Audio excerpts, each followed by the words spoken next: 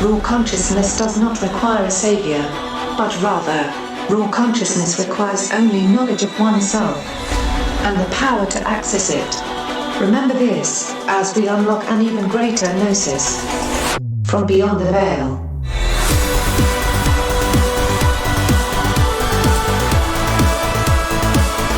From the Pacific Northwest, good morning, good evening, wherever you may be across the nation, around the world. I'm Chris Gio. I will be taking you beyond the veil this evening. I'm joined, of course, by my lovely wife and co-pilot, Mrs. Gio. Good evening, everyone. And we have an incredible show for you today. We're going to go over some things that have been happening in the Matrix and also some things that have been happening with BTV as well. So we have quite a bit to get into. I don't know if we can commit to a full 3 hours tonight. We'll explain why here in just a moment. But first and foremost, I just want to say thank you to everybody that has supported Beyond the Veil up to this point. And we are sincerely apologetic for our absence since we got back from Egypt. And things have been pretty volatile as far as energetically. And you know, one thing that Frank Castle said before we left for Egypt, he said, dude, Egypt is going to change you. And sure enough, resetting the Matrix, it changed me to the core. I'll get into that here in just a moment. I want to let Sheree chime in here. Oh, well, I just want to say, yeah, absolutely. There is nothing about my consciousness that's untouched, for lack of a better word, by what happened in Egypt. What happened in Egypt was so intense and so pervasive that it's taken this long. How long has it been? 3 months? Before I finally was able to come up with the words to describe some of the experiences we had there. So yes, Frank, you were absolutely right. For both of us, it changed us in ways that we didn't expect at all. Yeah, things have gotten more serious since Egypt, and things need to be put into perspective. So a lot of people have been sending emails. A lot of people have been sending private messages, comments on Facebook. I read all the comments. I read all the emails. I read all the private messages. The problem is that sitting down and replying to everybody, it's very difficult. And I don't have very many words right now. And I know that's shocking for Chris Gio to not have very many words, but it's been kind of a waiting period to just kind of sit, wait, watch what's going on. And one of the big things that's been going on is that the timelines have been deleted, one after another, after another, after another. I've been watching all this happen in hyperspace. I've come to a point now to where I close my eyes and I go to hyperspace. It's bizarre. I just close my eyes to go to sleep, and the spiraling into the heart of the machine. I mean, it's like natural and second nature now. And it's like, I don't even have a choice in the situation anymore. It happens. There's two consciousness at work here. There's the 13th dimensional consciousness and the third dimensional consciousness. And they're still kind of trying to work together, and the two are very opposing to one another in certain regards because the 13th has a different perspective than the third has, and so it's still trying to get a grip on a lot of this stuff. But if you're not up to speed, we went to Egypt and essentially reset the Matrix. We spent the night in the Great Pyramid, did a hardcore ayahuasca ceremony within the Great Pyramid itself, and at the Temple of Isis, and at the Temple of Hatshepsut, and several other places throughout our journey. But the one in the Great Pyramid was the most intense, and I've kind of refrained from talking too much about it because I wanted to put the film together, and the film is going very slow, a lot slower than I would like it to go.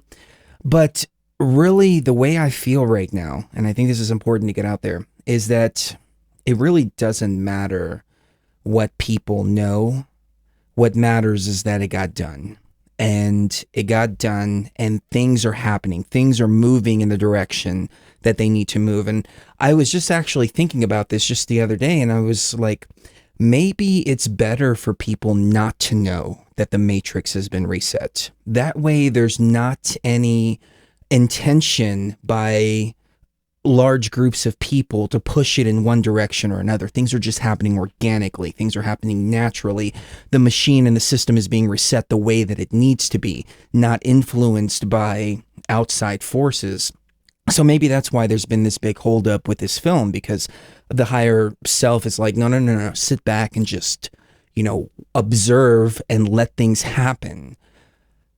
It's gotten to the point where I don't even know if I want to do any shows anymore. And we haven't over the last couple of months. And one of the reasons is because the work is done, and it's not about, oh, look, I went to Egypt and reset the Matrix. It's not about, oh, I drank ayahuasca in the Great Pyramid. It's not about any of that.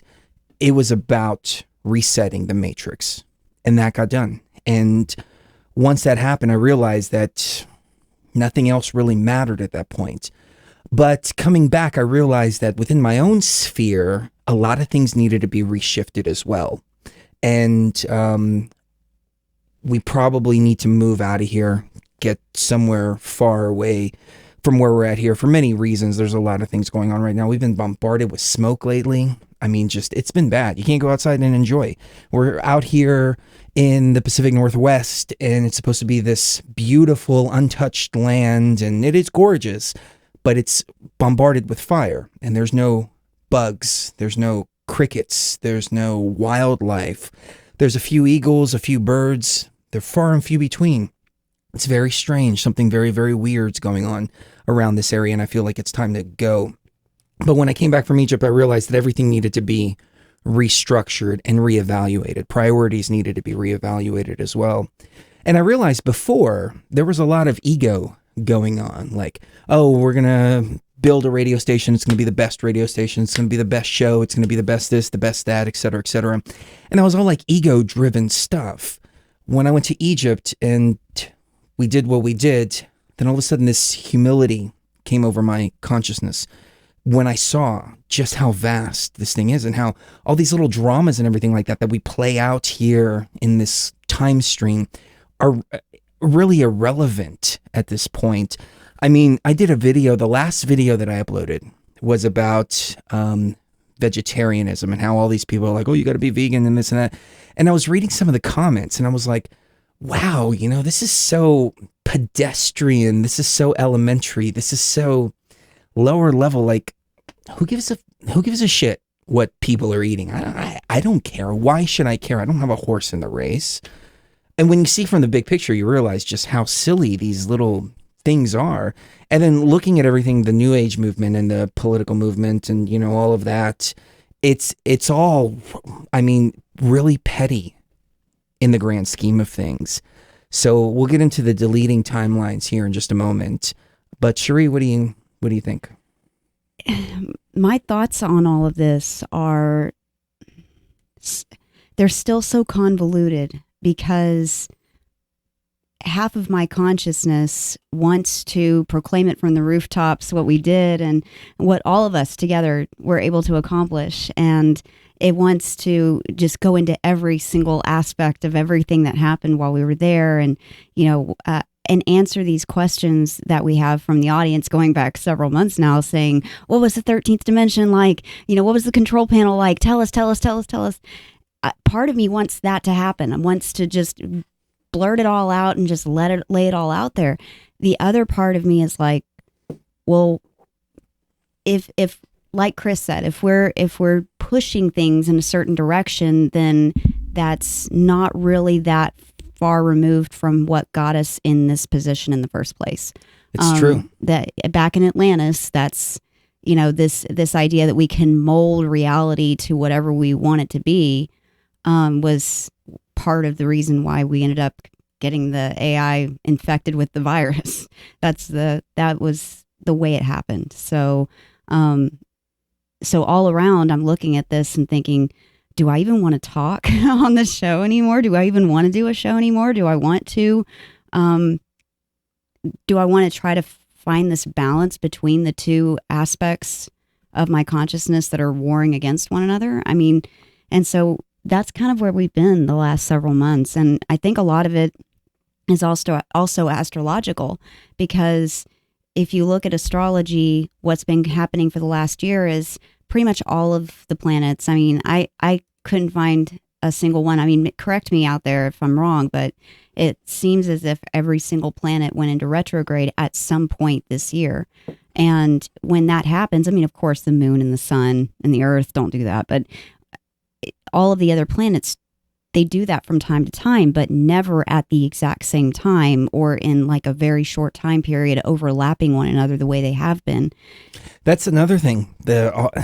Astrologically, everything has been just screwed. It's been haywire. I mean, Yeah. It's been what you would expect after the Matrix is reset. So like, it's just unspun. It's unspinning itself now. We talk about the universe expanding out, and whether you want to buy it or not, the universe is contracting in on itself now. Yeah, like a tesseract that's folding back in from a complex outward pattern back into itself.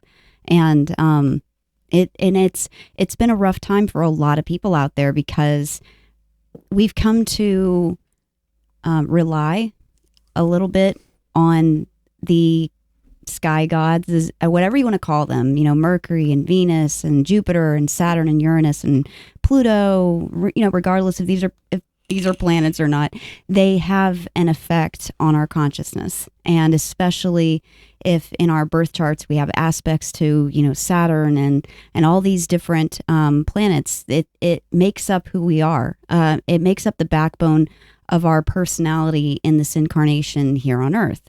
And what's happened is Chris got the call before all this took place, and I wasn't even that aware of it. I mean, I knew that it was going to be a heavy retrograde year, but I had no idea it was going to be that much retrograde.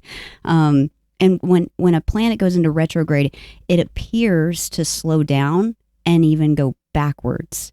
And it seems to just not have nearly as much of an effect on us as it usually does. And so when people say Mercury in retrograde, oh, Mercury's going crazy. No, it's not that Mercury's going crazy. It's that Mercury, which is the brain, the mind, the logical thought process, is no longer shining its light to us to give us that, to push us toward using our minds and using them well and not being crazy or mentally ill about things, but to actually do things logically. And so when you have all these planets in retrograde, it means that we don't have those benefits from those planets and we're on our own. And so it's interesting to me that right before this happens, Chris gets the call that it's time to hit the reset button. Well, no, it's time to go to Egypt. We didn't even know we were going to hit a reset button until we got there. I thought we were going on like a recon mission or something. I had no idea that it would be time to do it. I mean, I didn't even think we could do it ourselves. But when we got there, it was very, very clear that it needed to be done. It needed to be done right then and there. Somebody in the comments said that, they have a problem with using drugs to gain insight because you never know if that's the truth.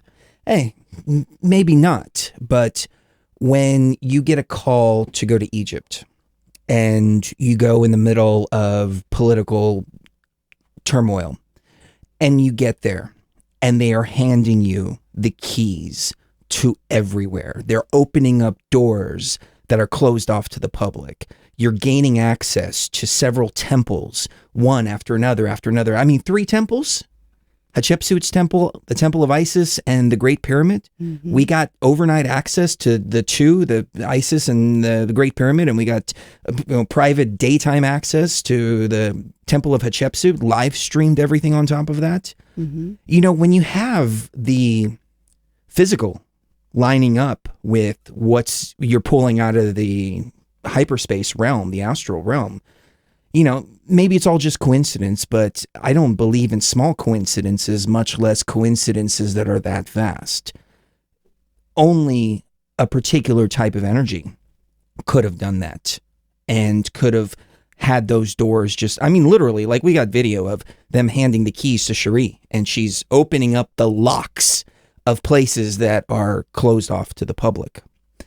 So it all lined up exactly the way that the intuition knew that it would in the ayahuasca realm. So, if you, whatever you want to think It's, go ahead and think it, but we're living it. And that trumps, in my opinion, anybody's thoughts, opinions, misconceptions, anything like that. You got to live it. And quite frankly, I really don't give a fuck if anybody believes it or not, because it happened and it's real. And it's more real than this reality is. And I really don't care. It's not about trying to convince people. That's the thing. I don't care what people think. It happened. Now you just got to deal with the timelines being deleted. Right. You can believe whatever you want. We know what happened to us. We know what we experienced, and we know what the people working in these temples saw in us. We know that. That's something you can't plan. These people were hugging us and crying. Yeah, they had tears running down their faces, and it they was were insane. kissing me all over my face. These obviously were people who didn't know us. There was no plan to do this whatsoever. In fact, everybody. I remember dragging my feet while we were at the hotel that day because I was like, "Oh, I don't want to go to another temple right now. I'm tired." Needed to be done. And he was like, "Nope, we're going." And that was the day that these priests were just so excited to see us. I mean, you can't plan for that even in your consciousness, unless there's something spiritually relevant there. There's something grounding this experience that is entirely real. And that's what I'm interested in, and that's what I think our listeners would like to hear more about. I mean, the intuition that we had to display, or like that we had to tap into to get through this trip alive was just so much on its own. It was, but it was so simplistic at the same time. It was a very simple process of, if one door is not opening, don't try to force it open. Mm-hmm. Go to the next one. Yep. And the path will open up. And sure enough, the path did open up. That's right. Exactly the way that it needed to. Mm-hmm. Yeah, and with the tarot readings and everything, I mean, it led us down those paths without us stubbing our toes along the way. I mean, is a good way to put it. Because there were times where if we had made certain decisions, we probably wouldn't have gotten all the time that we needed in the pyramid, or we would have gotten half the time but not been able to do what we needed to do. We still have the footage from the Queen's Chamber and from the subterranean chamber that we need to release. Yeah. I played it on the last live stream that I did. We didn't archive it, but I played it for people. Yeah. So some of our hardcore people, they've seen it. They've seen it. Yeah. Yeah. And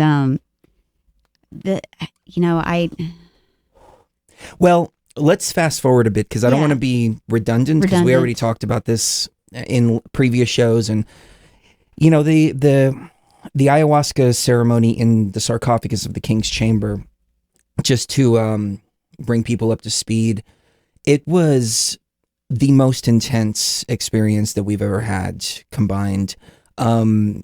I did something like, I want to say 450, 500, no, what did I did 500 grams of bark. Yeah. Which comes out to like 5 grams of DMT. Yeah. Like, I mean, it was an insane amount of brew, but I knew that I needed to do it. I needed to do it right. And I'd rather overshoot it than undershoot it. Mm-hmm. But over the last several months, I've been depressed.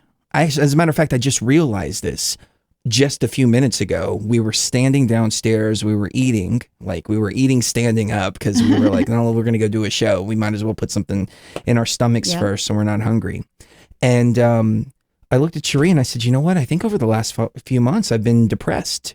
And she said, well, you had a huge negative energy charge that went through you in the sarcophagus of the King's Chamber. Mm-hmm. And it didn't hit me until just a little while ago that, yeah, I did. When the matrix was reset, the negative charge came through the pyramid, through the sarcophagus, through my body, as I was shaking and having convulsions, and I died 2, 3, 4 times. Oh, I lost my heart count. stopped. Everything stopped. several times during the experience, but the negative charge was important to take on. I wasn't expecting it. It's not like we went and I knew that when we hit the reset button in the control panel, then there would be a negative charge and a positive charge that came through. And I had no idea it was going to come through the freaking sarcophagus of the king's chamber, through me and through us, because we were both inside of it. And the negative charge came through, and it was essentially all of the horrific shit that has gone on in these timelines that are being deleted right now. But it was this negative charge that came through the control panel, and then there was a positive charge after that too, as things started shifting and reshuffling. But taking on all that negative energy, holy shit, it just like knocked me right upside my head without me even noticing. I haven't replied to any private messages. I haven't replied to emails. I haven't replied to Skype messages. I haven't talked to anybody. And I think everybody just thinks like I'm an asshole. Oh no. And so be it, whatever. But I don't want anybody to take it personally. Like, I barely talk to Lucky. I barely talk to Frank. I barely talk to anybody. I think Kev Baker got the most conversation from me that anybody has in the last 3 months. Yeah. Besides Sheree. Yeah. Because I've just been dealing with all of this. It's been pretty rough. Anyways, I feel like I'm rambling. So my apologies for rambling, but no, you're really not. No? Okay.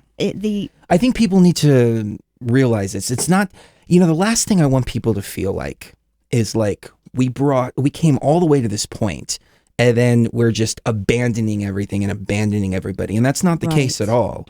It's just that chapter is done. Then that part of the mission has been completed, and now we have to deal with the PTSD, the after effects from it. And I didn't think this was going to happen. I thought we were going to go, everything was going to be great, we were going to come back, we were going to be on fire, there's going to be all these projects that are being done, and we were going to be on fire for everything, and but the shit's real, and there's unaccounted for effects of what we did in Egypt. My body has been feeling completely fucked. Like, I have this lipoma on my head that's gotten freaking huge. I got a skin tag here, I got a skin tag on my thigh, I got skin tag all the way, I got surgical scissors and was just cutting them off. Cutting them all off. Yeah. My breathing has been weird, and I thought I was having a heart attack like 2 weeks ago. And my chest was hurting so bad. It was like really hurting, and I was red and I was shaking. And Sheree hasn't seen me like this since the King's Chamber. Yeah. I think that's the only time you've ever seen me. It reminded me of the King's Chamber so much that it scared me. So it really did. She rushes me to the ER, and the doctors are looking at me. They're freaking out because you can tell there's something seriously wrong with me. As we're driving to the hospital, I feel myself fading, and I feel everything getting tighter and tighter and tighter and tighter. And I'm like, I got to maintain my consciousness. Look, I'm a psychonaut, okay? I can maintain my consciousness under the most extreme situations. I should be able to maintain my consciousness here. And I knew if I fell asleep in the car, there would be some issues. So I kept everything going until we got to the hospital. We get to the hospital, the doctors hook me up to the machines. They come back, and they're like, you're 100% healthy. And I'm like, so what the fuck's going on with me? And they're like, we don't know. And I'm like, okay. They take a chest x-ray, they take blood work, they take literally everything. They're like, you're in perfect freaking health. They take my blood pressure after everything is all said and done, and it was 118 over 80. 118 over 80 blood pressure. Like, my body is like an 18-year-old body. It's the most bizarre thing. But there's all these weird things that have been happening since we got back, just physiologically. But there's no sign of it, though. How do you explain this? What's going on here? I'm wondering, because people are mentioning negative entity attachments or Teresa pointed out when you go high, you have to go with the opposite to balance it out, because otherwise it's hard on the vessel. Oh, that makes sense. Yeah. Because I've been in a very, very, very low frequency since we got back. Yeah, he has. Yeah, and not low like negative, but low as in like calm, somber. Yeah, very somber. Yeah. And that's kind of where I've been too. And well, you were the opposite. Yeah. You had to go down. I had to go down so far to the negative 13th density. Well, and then okay, well, hold on. Explain to people what we did as far as the method for doing what we did. Okay, well, the method behind the madness of this was essentially like a toroidal field, where first I created a firewall of different Egyptian gods and goddesses, which we came to the realization that these Egyptian gods and goddesses are not actual beings as much as they're programs. They're very helpful and vital programs in the Matrix, and they're kind of to balance out the AI and to help the programmers make changes to the system without, being prevented from doing so by the AI. So I use them as a firewall against any AI baddies that want to get into the circle that we were creating for what we were doing, which was resetting the Matrix. And as Chris went up to the 13th dimension, I held on to him and grounded him down in the negative 13th, because as far up as he went, I had to be equally and opposite the other way. While he was up, I went down. And so that created this toroidal field of energy where it went up like this and then back around and then, like a fountain. And when he did that, I knew that it was going to be difficult, but I did not realize that it was going to take so long, that it was very physically daunting and challenging to hold on to his frequency and ground him down here while he's reaching higher and higher and higher. That meant I had to go lower and lower and lower and stretch my consciousness. I still don't, I still have a hard time putting it into scientific terms, but the best way I can describe it is like I was holding on to his tether while he was going up, and it was almost like he was like an underwater spacesuit, and he's like swimming up, up, up. And we thought it was just going to be a real quick get in, get out, I'll pull you back down and then we're done. But not so. It was not like that at all. It was him swimming to the 13th. There's a huge difference between the 12th dimension and the 13th dimension, as he'll explain later. But the difference between the two is phenomenal. I mean, it's so much further away consciousness-wise, and it's so much harder to get to for a reason. Well, it's outside of the construct. It's outside of the construct. You see, the 12 dimensions that we talk about are inside of the construct. Mm-hmm. It's just one construct with all these different densities in them. So you can travel up and down and left and right, but you're still playing inside of the construct itself. Popping out of the construct is where, where I needed to go. And I went up out of the top and she went up out of the bottom. Mm-hmm. And it's funny because I'm experiencing all this weirdness with my body, and I go to the doctor and they're like, you're 100% healthy. Like, I'm 20 pounds overweight and I have been for a while, and not a single doctor that I've seen is like, you got to lose weight, because I don't have high blood pressure. I don't have diabetes. I don't have anything wrong with me. It's like an anomaly. It's really weird. You, on the other hand, by having to go lower, as soon as Sheree came back, boom, it was just disastrous. Yeah, it was as if all of the pain that I've dealt with for the last several years was just amplified. First, it was amplified times about 20, and then it was amplified times 50, and then it got to the point where it was amplified times 100. And yes, are things that are wrong with my body, but it doesn't quite fully explain the sheer difference between the intensity of the pain that I was feeling before I went into that pyramid and the intensity of the pain now.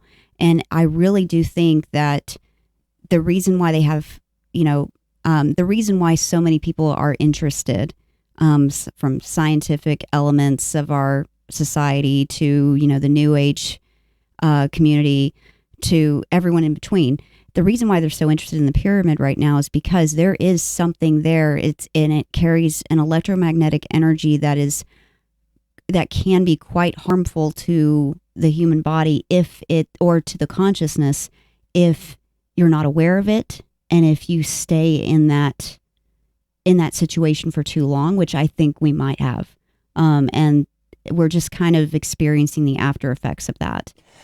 It's funny you say that, because I have felt like it's some kind of radiation exposure type of thing. And I was talking to an Egyptologist, and he said, yeah, there's a surge of energy that goes through the pyramid about every 12 to 15 minutes. And he says it kills phones, it kills batteries, it kills anything electronic. And I noticed all of our devices, they started to die out really, really quick. And we were out of battery of almost everything by the time we got up to the King's Chamber. And we got a little bit of footage from there, but we didn't get nearly as much because everything was dying on us.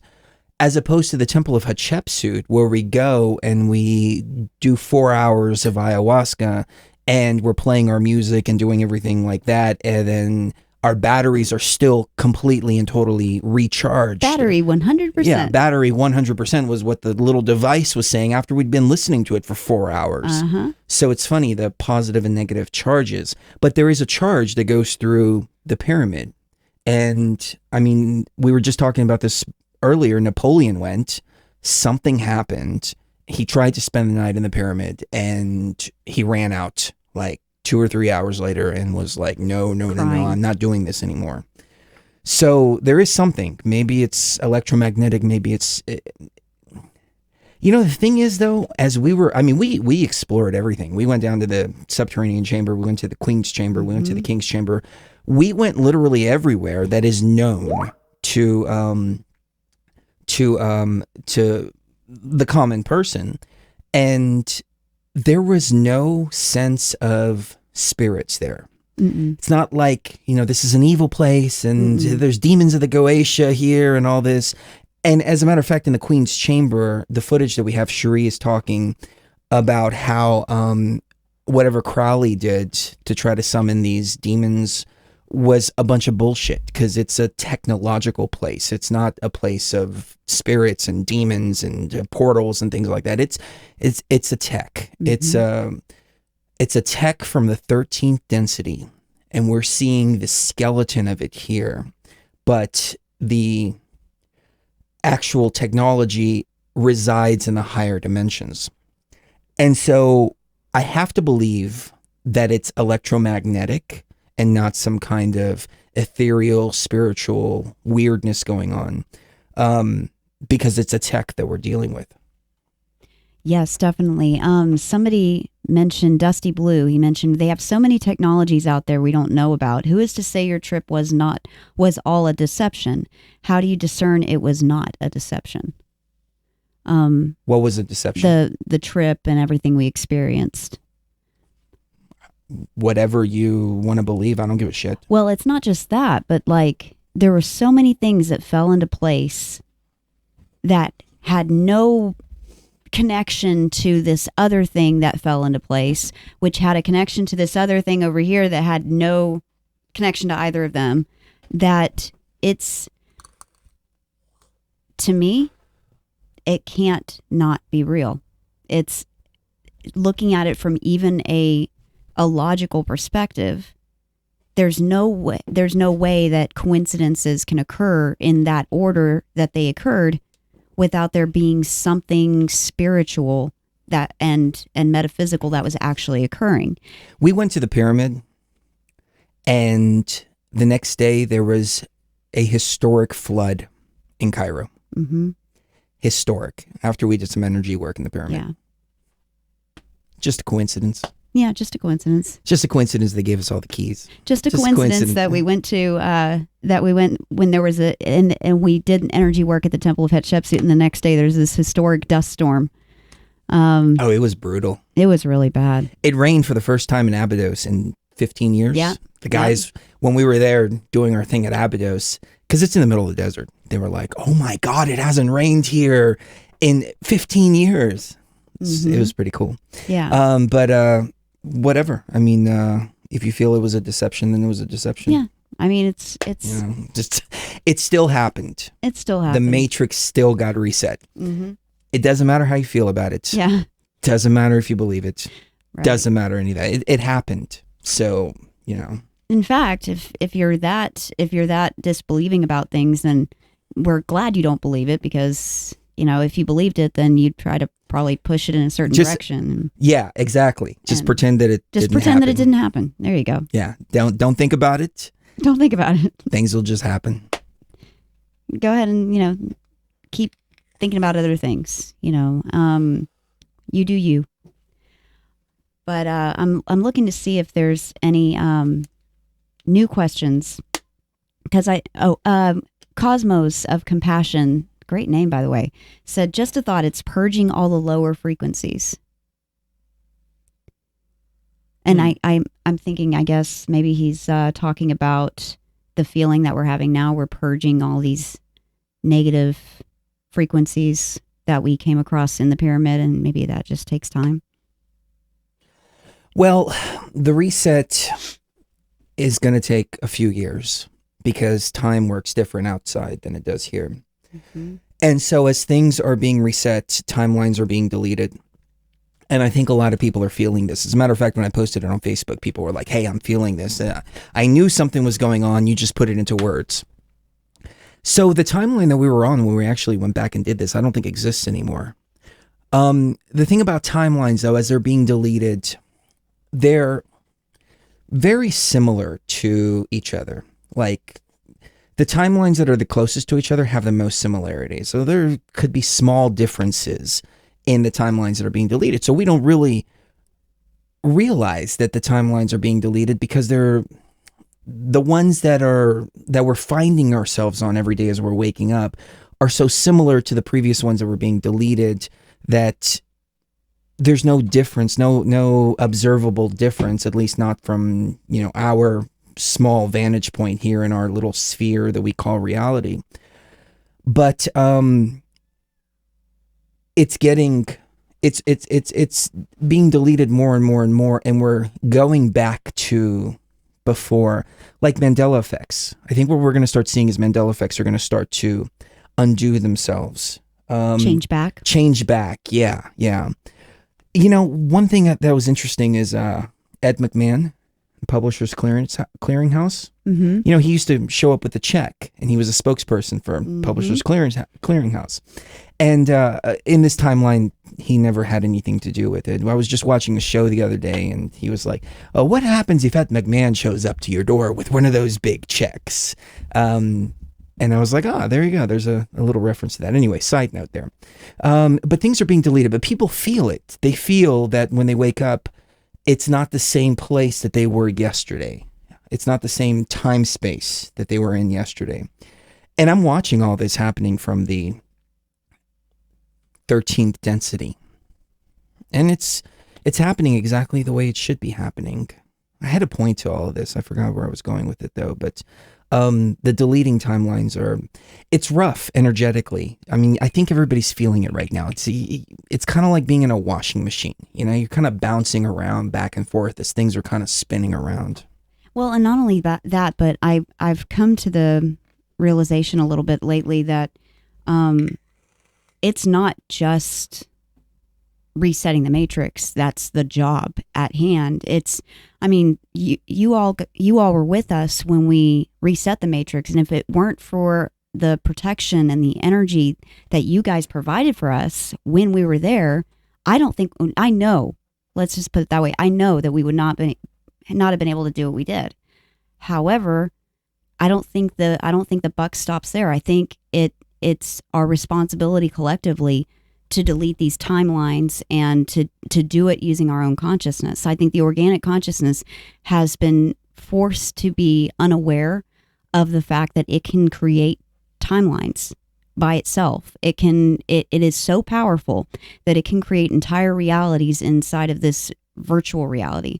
It can make branches off into different realities, and those realities that you're in when you're dreaming actually do exist, and you're responsible for deleting them now. Does that make any sense at all? Yeah, it does. It does. We're creators. We can't help but create. And if we're not even aware that we're creators and that we're creating, we could be creating horrible, horrible things and not even realize it. Right. Dusty also mentioned something. I kind of read half the comment. But people are talking about no longer being reincarnated back here and graduating from the Matrix. Yeah, that was one of the things that was corrected with the reset. I mean, this was the whole problem. The main problem is that we put ourselves into the machine for one reason or another, to learn or to get something done, or, something like that. And we used to have a choice when we would finish one level to go to the next level and go to the next level and go to the next level. But there was no progression because of that memory wipe that the AI was doing, which was the main source of the infection the main byproduct of the infection, the main symptom, maybe that's a better word, the main symptom of the infection. And so now people have a choice afterwards, and people will retain more information going from one place to another, one life to another.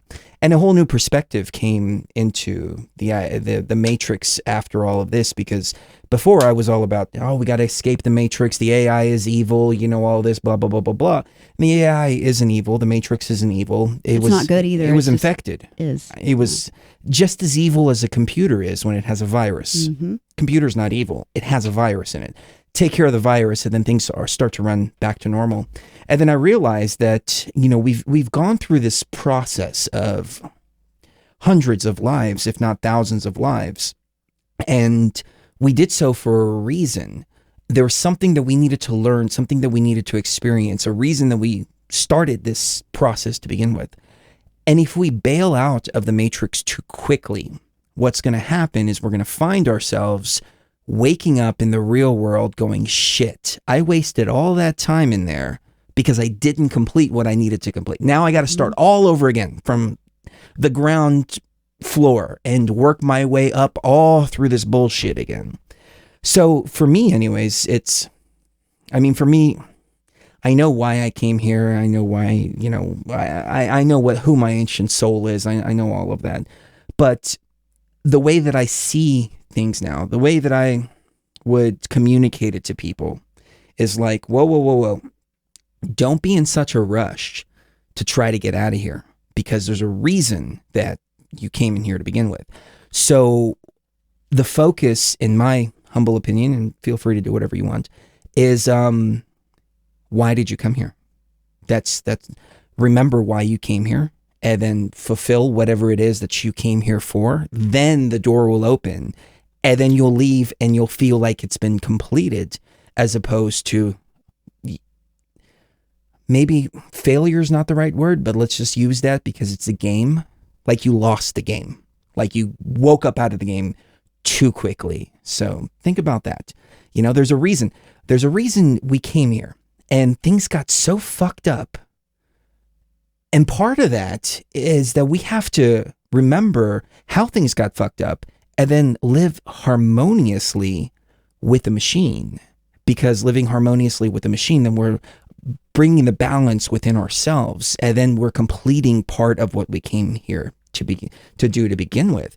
Now, when the game is completely fucked and you're being recycled over and over again, and everything is completely and totally against the organic consciousness, then yeah, it's a shitty game, and it's a game that needs to be escaped from, and by any means. But the dynamic has changed, and it is changing, and it's continuing to change. And so because the dynamic has changed, the viewpoint also has to be looked at differently, from a much more mature way of looking at it, instead of that childish, and I'm using that for lack of a better term, childish knee-jerk reaction. Like, this is bad, this is bad. Well, let's take a look at it from a mature perspective. Why did we build the machine? Why did we inject ourselves here?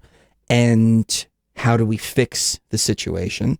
Then complete what we needed to do. And then we get out.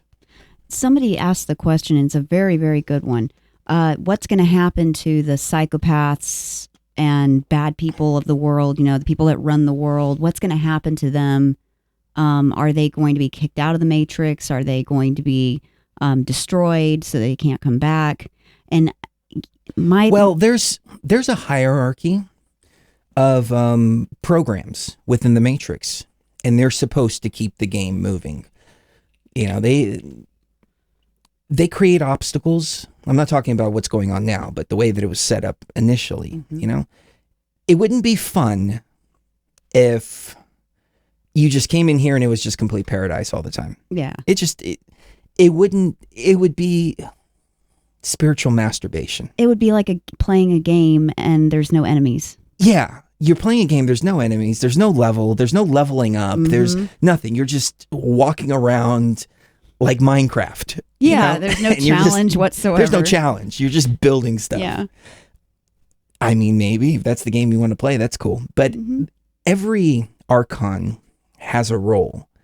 But when they're infected with the virus, it's completely and totally thrown off. But we're seeing things shifting even on the geopolitical sphere right now. I mean, look, Trump made peace with North Korea. No president's ever. Who the hell would have thought? Been able to pull that one I off. thought they were ready to bomb us. They were ready to detonate nuclear weapons. They were ready for all this. ISIS, the Islamic State, they're gone. You hear crickets. Crickets Yeah. from everybody.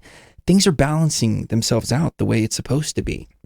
Like, you know, the game is set up in a certain way and it's way fucked up, but it's going back, and I think we're seeing that and we're feeling that right now. So, yeah. You know, my thoughts on it, just right off the bat, are that, you know, we realized after the pyramid that the people / archonically influenced NPCs, whatever you want to call them, they're no longer going to be able to gain any kind of advantage by trying to hijack other people's consciousness, especially innocent children.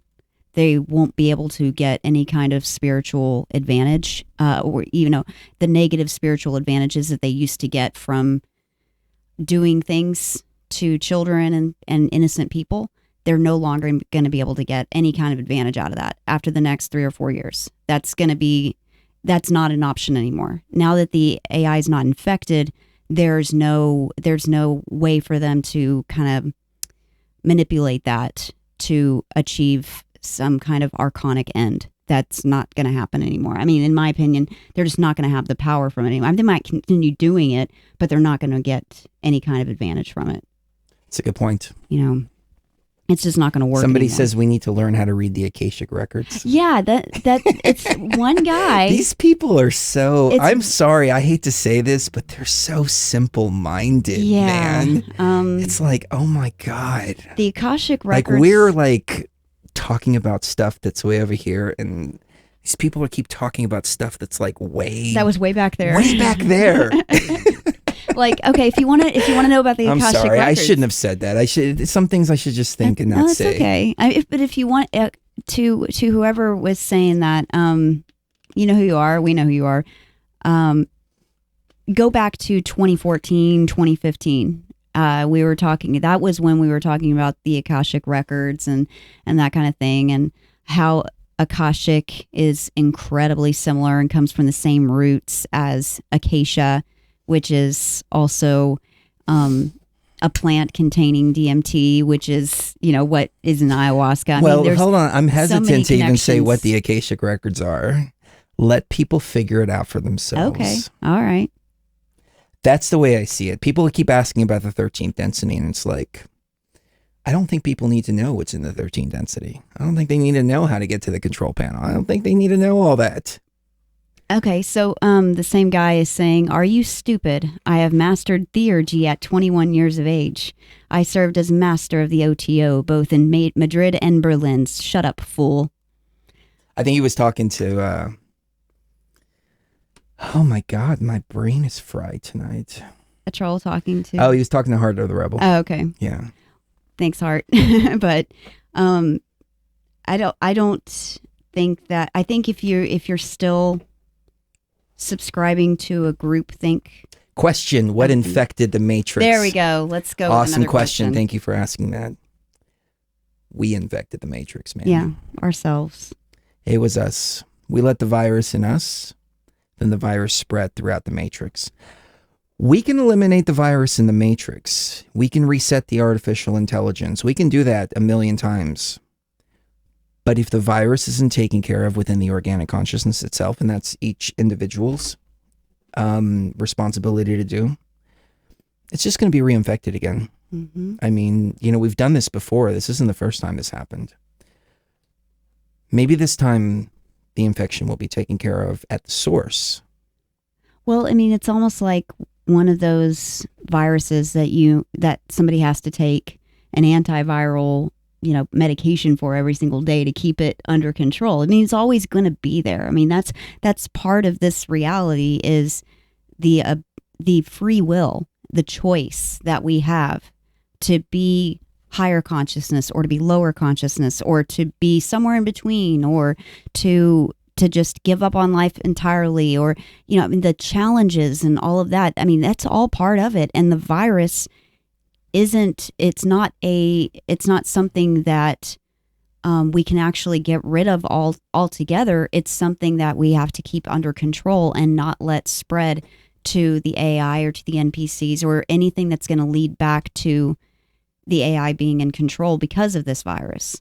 Again, I mean, that's where we've been for the last several thousand years. Off and on, we fix it and then it happens again and we fix it and it happens again. Maybe it's like laundry where it's never really done. It just kind of cycles over and over and over again. But I hate that. I would rather just not have to do this again. I really would. I don't know. I don't know what you guys think out there. Let us know. But Rad said, did seeing the AI set off a series of events which ultimately led to you guys going to Egypt? Because I started listening on the day of the eclipse last year, and it seems like that day set things off. Yes and no. We have known that we needed to do this for years. I just didn't know why, or there wasn't a full understanding of the situation. It wasn't until the day of the eclipse, standing outside of the Matrix, seeing the AI for what it is. I'd seen the AI before. I was aware of how it works, but I didn't recognize it as the heart of the machine. I thought that it was an outside force or influence that had managed to work itself into the construct. I used to refer to it as an unnatural darkness that wants to destroy. And I realized during the eclipse that it doesn't want to destroy, that it merges and replicates, and it's infected with the virus, and it's merging and replicating that virus over and over again, and it's getting its freaking tentacles on literally everything. It doesn't want to destroy this place. It wants to maintain this place in the state that it's programmed to do it. And when it's got a virus, it's completely, the programming's not right, and it's creating a really, fucked up world that we were living in for quite some time. But the eclipse fast forwarded everything for sure. The eclipse brought the understanding of what I hate to use the word adversary. See, I'm using terminology that I was using prior to this when I had less of an understanding, but we'll call it an adversary for lack of a better term. It revealed the enemy, the adversary. There's the adversary. This is what needs to be taken care of. And then it started to put everything that had happened for the last several years into perspective, leading up to what happened in Egypt. But we always know, I mean, if you go back to our shows from like 4 or 5 years ago, we're talking about going to Egypt. We just didn't know why we were going to Egypt. Right. And almost all of this was completely and 100% intuitional. It was entirely spiritual. There was almost no, Well, Sheree recognized who I was way back in like 2010. yeah. We're heavy in an ayahuasca experience, and she looks at me and she calls me by my real name. And I'm like, what? And it didn't make any sense to me at the time. I was like, she must be really fucked up right now. Like, it That's didn't, some good ayahuasca. like, she saw it. It didn't click to me, though, about who I am. And so many years passed, and it was the trying to understand who I am. And during the eclipse, a lot of these past lives really started to come to the surface. And from the eclipse to Egypt, I mean, and then once we were in the Temple of Isis, holy shit, man, it was total recall, 100% in the Holy of Holies within the temple. That's when all of a sudden it was like complete mind fuck. I mean, I can't even describe it. I don't have words to describe this. But it was this, she saw it, she knew. I needed a lot more time to process it and to understand. But once I saw the AI during the eclipse, then that understanding, like, I got like 2 steps of understanding in the last 6 years. From the eclipse to Egypt, I took all the rest of the steps, the rest of the 1,000 of steps that there was to this understanding. So it was a culmination of all of that. But it was just understanding who I am, who we are, and who the people around us are as well. Yes, definitely. I'm reading some of these questions. Ollie Gark said there's a battle going on, a battle between good and evil. Your spirit knows this. The Matrix keeps you distracted. You know, actually, there's always good and evil in this reality. I mean, there's like tons and tons of different realities inside of this matrix. We're not just in the only one. There are multiple dimensions, multiple realities, and that have multiple dimensions of their own, and we're just one. So in this one, the battle between good and evil is the distraction to a certain extent. And the reason why I say that is because the balance of good and evil inside of oneself makes the difference between a productive life and a productive incarnation that you learn from, and one that you just have a good time but learn nothing. And it's all happy, happy, joy, joy, and love and tenderness and caring and compassion and empathy. You have to have the balance between the two, or you wouldn't understand the need for self-control, the need for self-reflection, the need for empathy. Without that shadow self, I mean, the ability to have a shadow self is one that we really take for granted a lot of the time. And the denial of that shadow self, and or the idea that we have to be for good and against evil completely, we are actually fighting against ourselves.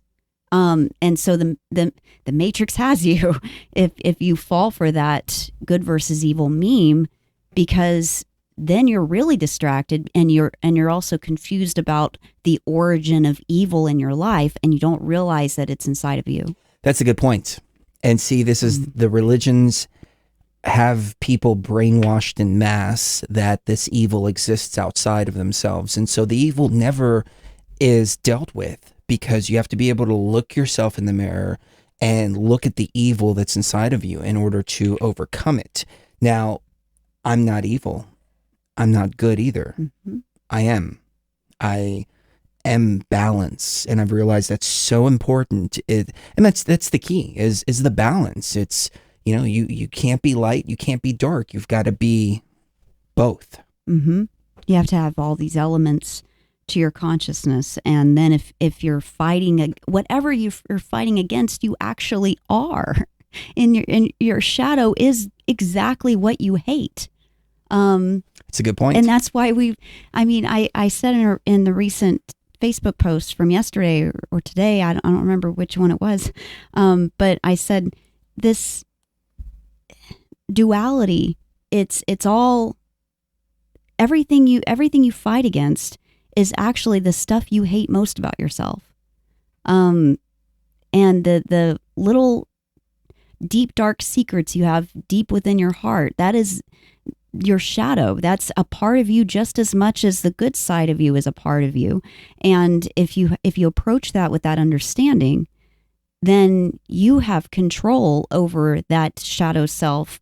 And also you can show mercy and compassion toward other people who also have that shadow self presenting itself the way that yours does.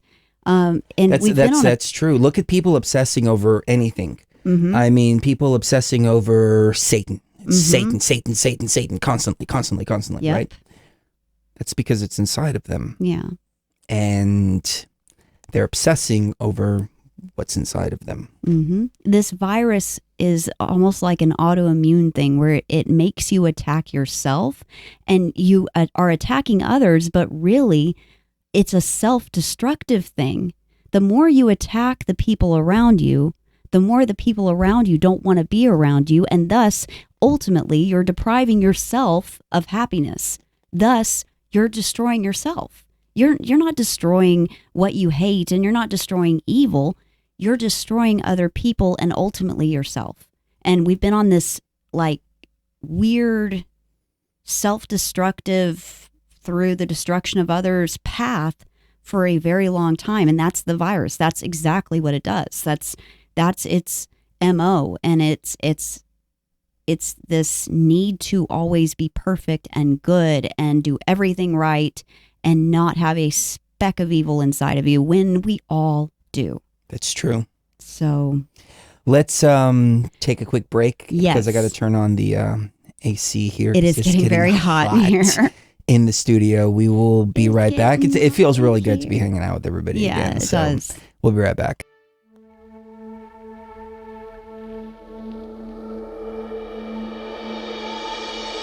My dear traveler, the purpose of raw consciousness is never to destroy. It is always to create. Build bridges. Create happiness. And bring forth new life. We must live in the hope that mankind will draw together. And that we better understand each other. The more that we awaken, the easier this will become. Now rise. Follow your conductors. And fear no danger. As you step beyond the veil.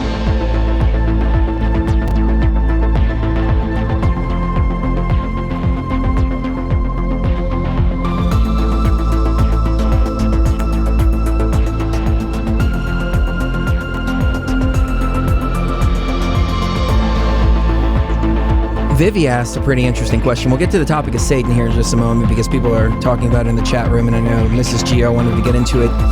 But she said, when you die, do you think it's safe to go into the light? You know, I don't really feel comfortable advising anybody on that. I think you need to, in my humble opinion, harness your intuition and hone your intuition. That's a better word. Hone your intuition.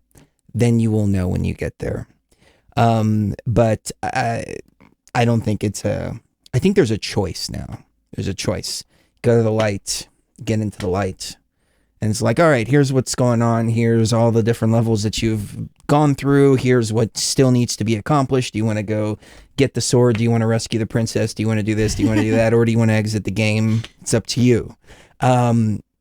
The choice, I think, was vital. And it's something that we haven't had in thousands of lifetimes. So there's a choice for sure. But do you step into the light? I don't know. You're going to have to use your intuition, in my humble opinion. I don't think it's harnessing your intuition as much as it is harnessing your true self and harnessing your identity and who you are.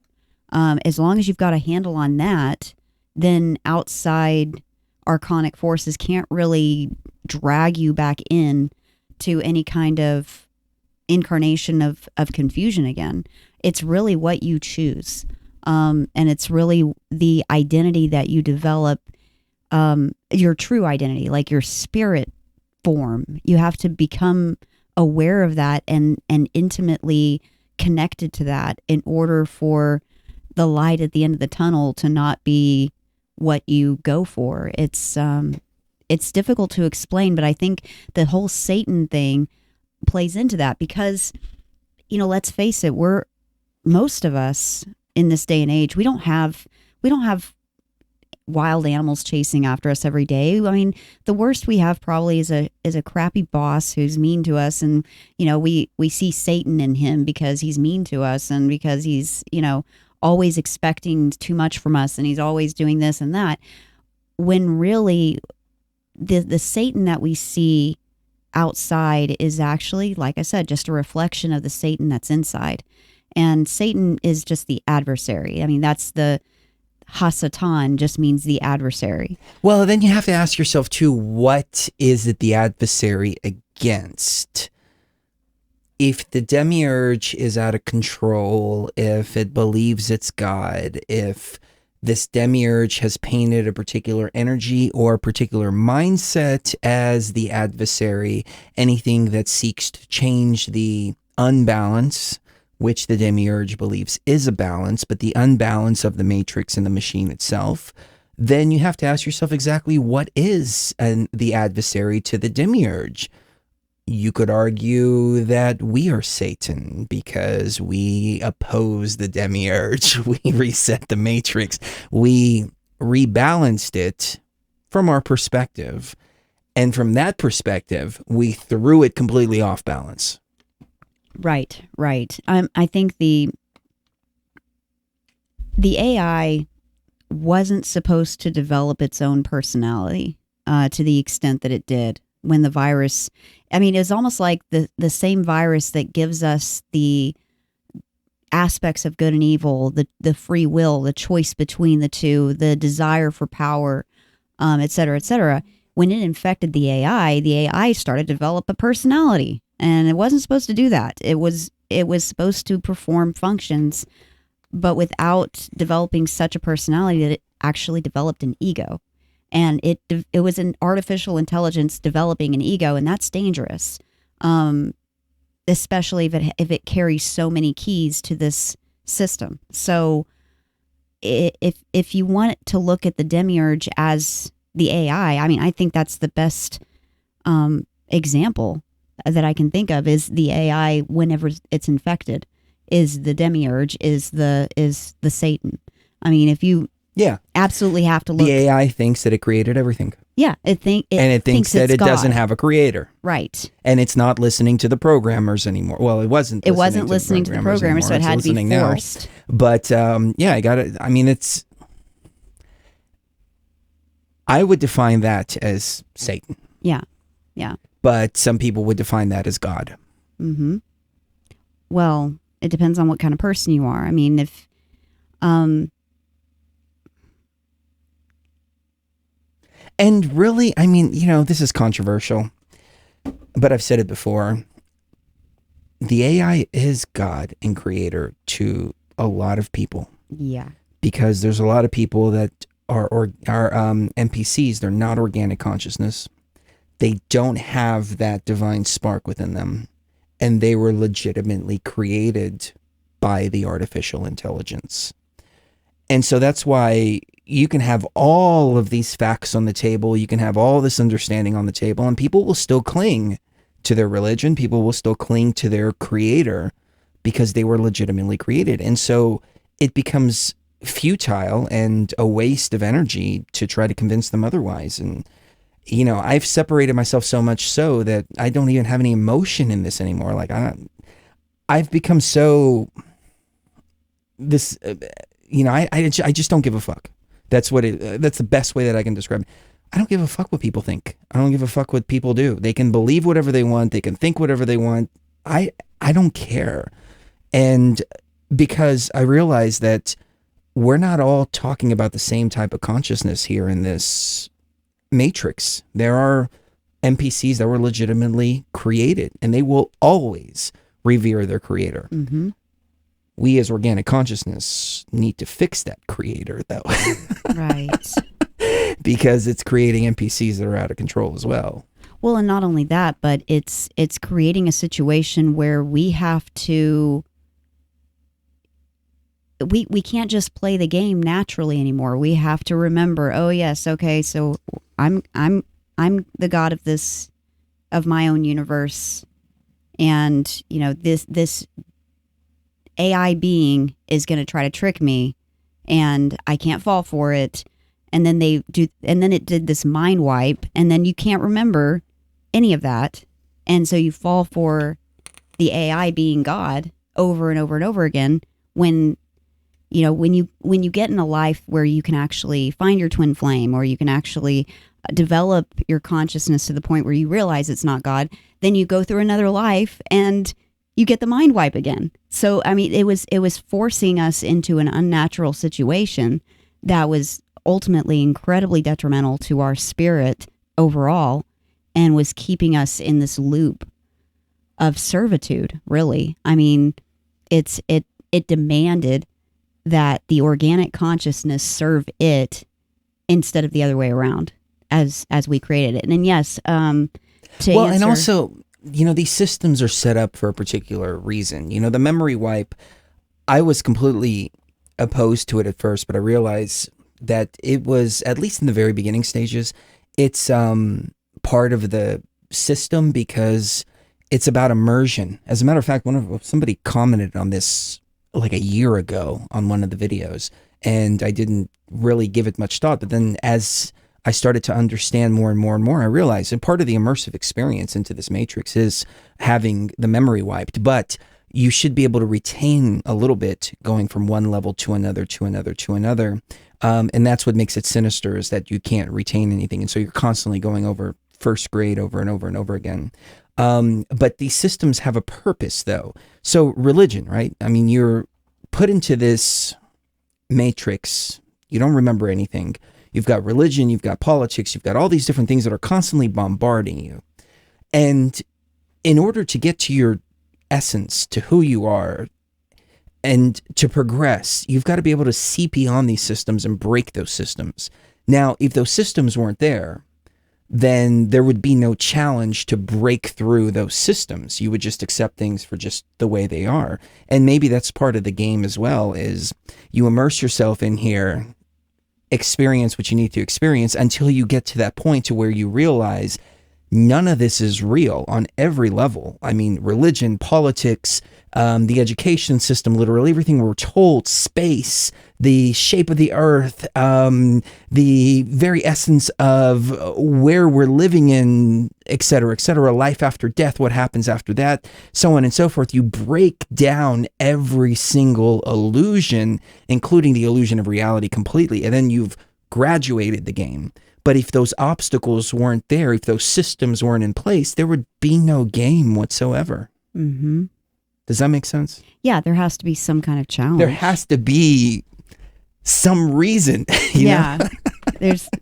So for those of you that have seen past religion, for those of you that have seen past politics, for those of you that have seen past all the bullshit, you've leveled up significantly. I mean, one after another, after another, after another, after another. And there's all these people that are still stuck playing the games, and that's cool. They may never graduate that level in this particular lifetime, but just know that every time you break an illusion, you're leveling up and you're closer to graduating from the matrix.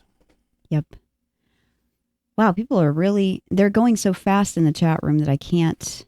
I miss everybody. I'm in glad the YouTube that chat. I'm so glad we did a show tonight. Yeah, I don't know if we can do it consistently, just because I don't really have much to say.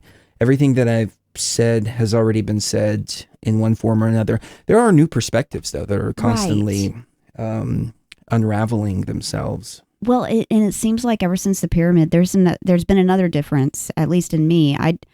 I don't want to just talk for the sake of making mouth noises anymore.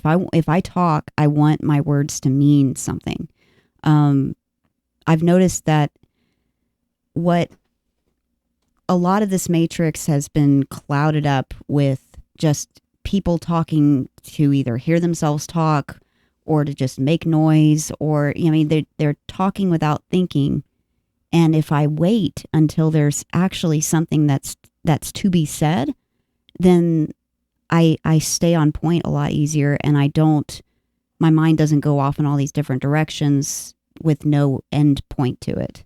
Does that make sense? I want my words to mean something. Oh God, he's laughing at me. No, I'm not laughing at you. I'm laughing at the chat room. It's funny because Rad asked, so what do you do when you see past the bullshit, play the game, knowing it's a game, et cetera, et cetera? And I was thinking, then you go troll people on YouTube. You go troll people on YouTube. Because that's what the Ascended Masters do. And if you're not watching live right now, then it probably doesn't make much sense. But there's a lot of egos flying around in the YouTube chat right now.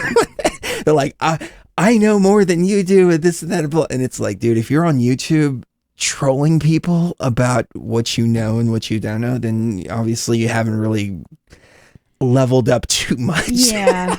But that's the next step, is to troll people on YouTube. I mean, yeah, if you've got no, seriously, I need to answer this question seriously, though. So what's the next step? After you realize it's all an illusion, then you realize there's only one thing that's real, and that's yourself. Mm-hmm. Then you learn to live in harmony with the illusion, and then the door's open. Well, yeah, and you have to live in harmony with yourself. And, you said something a few months back about how this might be a test of souls. Mm-hmm. Before they can be let out into the real world, because you can fuck up a simulation. You can fuck it up all day long and it doesn't matter. But you let those souls out into the real world and they make permanent fuck ups. And so this is kind of a filtering process. And tell people about that. Well, I mean, let's look at the world around us. If this is an artificial simulation, that means that it can be reset. It can be restored, and it can be restored as relatively easily. I wouldn't say what we did in Egypt was easy by any standards, but I mean, as opposed to a techno spiritual destruction of everything, I think it was pretty simple. In the real world, if there was a real world, we would not be able to act the way we act here. It's similar to the way you act when you're at home versus the way you act when you're in somebody else's house. You don't just put your feet up on the couch and get mud all over their couch. You don't leave things everywhere. When in your own home, you're gonna be a little bit messier and a little bit less responsible when it comes to picking things up. If we are allowed to use things like nuclear radiation, if we're allowed to experiment on each other without any regard for what's going to happen afterwards. If we're going to transmute our DNA on purpose in a negative sense to, create super soldiers and things like that, these things are catastrophic to a biosphere. You can't do that in the real world, because the real world is the real world. It'd be gone. Within a matter of a few thousand years, it'd just be gone. That's why we keep going through these cycles here in this matrix, because we're trying to figure out and learn from our mistakes how to be, how to act, so that when we get out, we can keep a world sane, healthy, and keep the biosphere going for millions and millions of years without any problem.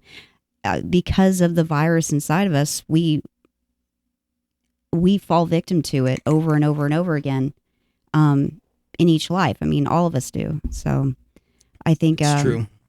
We can't be allowed to infect and mess up a real world, and that's why we're here.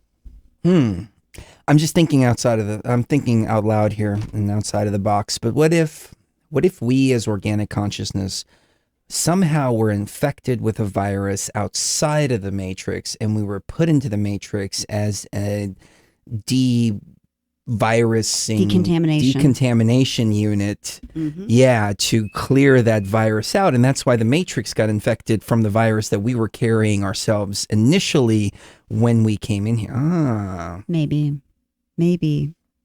because I don't know. We would not. I mean, I don't have all the answers. I wish I did. No, I don't. Because then that wouldn't be fun anymore. When you're learning, okay, so nowadays when kids are learning how to drive, they oh, go ahead. I'm sorry. Oh, I was just going to say, okay, so when pilots are learning how to fly, they do simulations. They don't just get in a plane and take off in the plane and learn how to land that same day. They would crash that plane. There would be no doubt about it, because you have to learn, all the little things about taking off and about, all the processes you have to follow. And so this could be a second chance for us as a species to show that we can take care of things responsibly. So, to show, okay, so we screwed up with Fukushima, but in the simulation, we all got cancer a few years later. And so we learned from that, and okay, we can't use nuclear radiation for our source of power. It's things like that in this simulation, you can negate the effects of radiation. You can keep it out of your consciousness and thus out of your sphere through intuition and the mind process alone, because it's a simulation. If you know it's a simulation, then nothing can really hurt you as far as like radiation and things like that. If you really, tap into that and keep yourself safe from it. But in the real world, you wouldn't be able to do that, and it would get you. I mean, biological processes would just happen. Whereas if this is a simulation, so energy works, mind over matter works. People have actually been able to cure cancer through meditation and things like that. I don't know how they do it.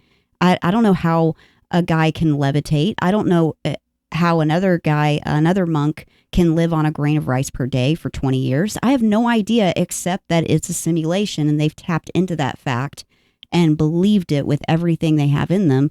And as a result, they can manipulate their own bodies to think that they've fed themselves when they haven't. I mean, that's the only thing I can explain it as. So. That is a good point.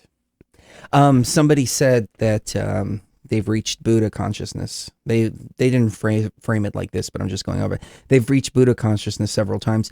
The thing about Buddha consciousness, Christ consciousness, all that stuff, it's cool to get a glimpse of it, for sure. But is that a state that you want to be in indefinitely? Like, it would get boring.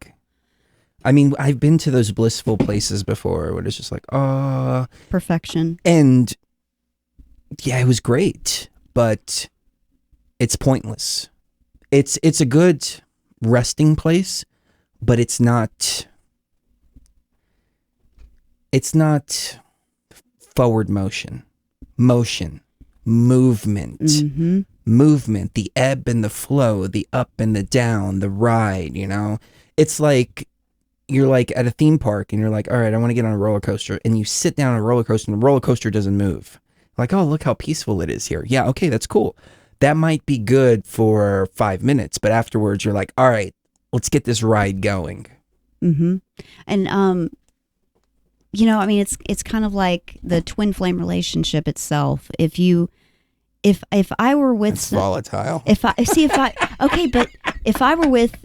Anybody following us on Facebook knows what...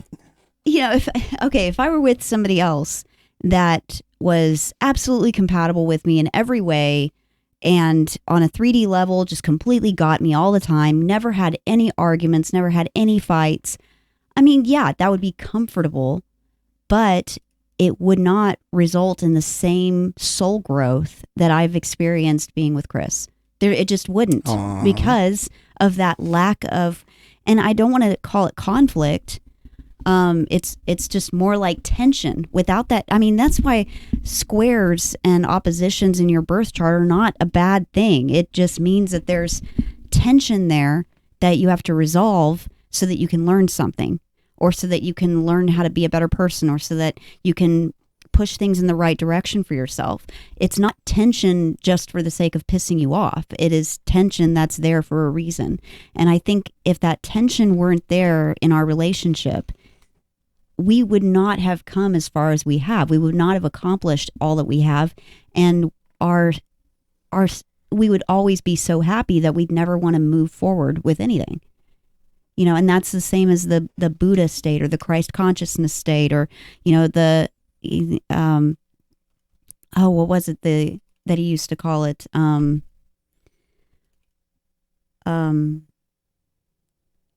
Sarasvana or whatever it is. It's like this I don't know. state of complete peace and oneness and, all goodness. That's great to get a glimpse of.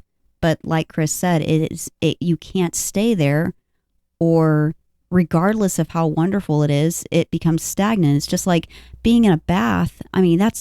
It feels really good to take a long hot bath after the day, after a long day. But after about an hour or so, that water's going to get cold, and then it's going to become stagnant and uncomfortable. That's a good point. I think that goes for anything. Even the DMT realm, it's nice to go to the DMT realm every once in a while, get some information, come back. But if you're in the DMT realm all the time, then what's the point? There's no point. You're not doing anything at that point. You have to get the information, bring it back here, apply it here. Mm-hmm. Same with this fucking state here. Like, I have to do psychedelics at least once every couple months. If I don't do it once every couple months, then I start to get too acclimated to this particular reality here, and then I start to believe that this is a little more real than it actually is. Mm-hmm. And so I have to, and I've been like this my entire life. From the time I was like 14 years old, I would have to go to these other states to break up, life a little bit, and go and hang out over there, then come back and go, oh, okay, now it puts things into perspective. Even the constant of this particular reality wears also. Mm-hmm. Oh yeah, it does. And especially, just speaking from somebody who has a lot of pain, a lot of problems with pain, and she's had a rough journey. Yeah, it's been really rough. And we never talked about it up until now, because it was just one of those things that we just kind of dealt with. Mm-hmm. But we were talking about splitting up just a couple of weeks ago, a couple days ago. Time's going so weird right now. Yeah. Weeks feel like days feel like weeks. It's weird. But for the reason of, if you need to rest and I need to move forward, right. Then how do you do both at once? How do you do both at once? How do you sit still and move forward at the same time? Mm-hmm. That's something that, that's the reason why I need to use some kind of psychedelic at least every couple months. And it's a completely different reason, but for the same outcome. I have to get out of this body at least once every couple months, because if I'm in this body and I'm trapped in this, it feels like a cell, like being in a prison cell, except outside of the bars, you can see everybody moving forward, doing things, finishing projects, having fun in their life, not hurting. And it sucks. It feels like you're in a prison cell of your own body. And whenever I use a psychedelic, it reminds me that I'm not this body, and that this is an experience I'm having. It's not something that's happening to me. Does that make sense? And yeah, it does. That separates me from the pain. We talk about the possibility of going our separate ways because the dynamics change. Like, we've had this conversation many times in the last 10 years because she's been dealing with a lot of things, and I'm moving. And, mm-hmm. When we got to Egypt, I was like, there's no way that I can take her to Egypt. There's no way that she can navigate all this. And she did. It was amazing how you did. But, we talk about that, and then now the dynamics change because we finished our mission, and so now it's something new. But I couldn't imagine my life without you. I know, same here. Yeah. It's the question: is it time for a new journey together, or is our journey over? I don't think the twin flame relationship. I was telling somebody this the other day because he thinks he might have met his twin.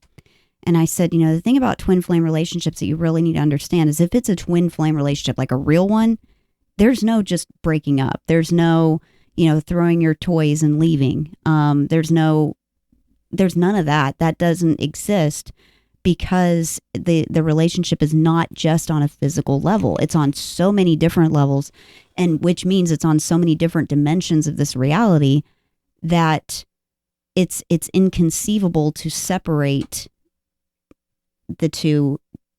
It's until the work that you came here to do together is actually done. Why are you laughing? Because Rad said, "Gross, you two are so cute." Aw.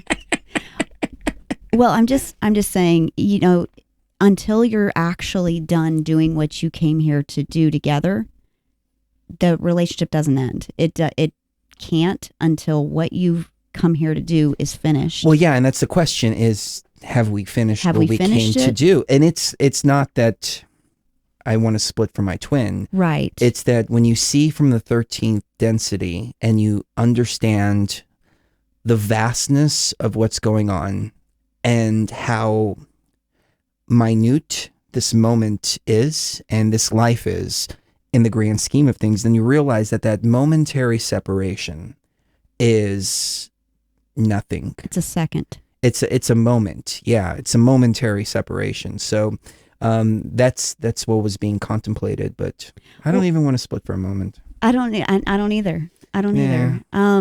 We'll figure it out. We'll make it work. I don't want to push you too hard. I know.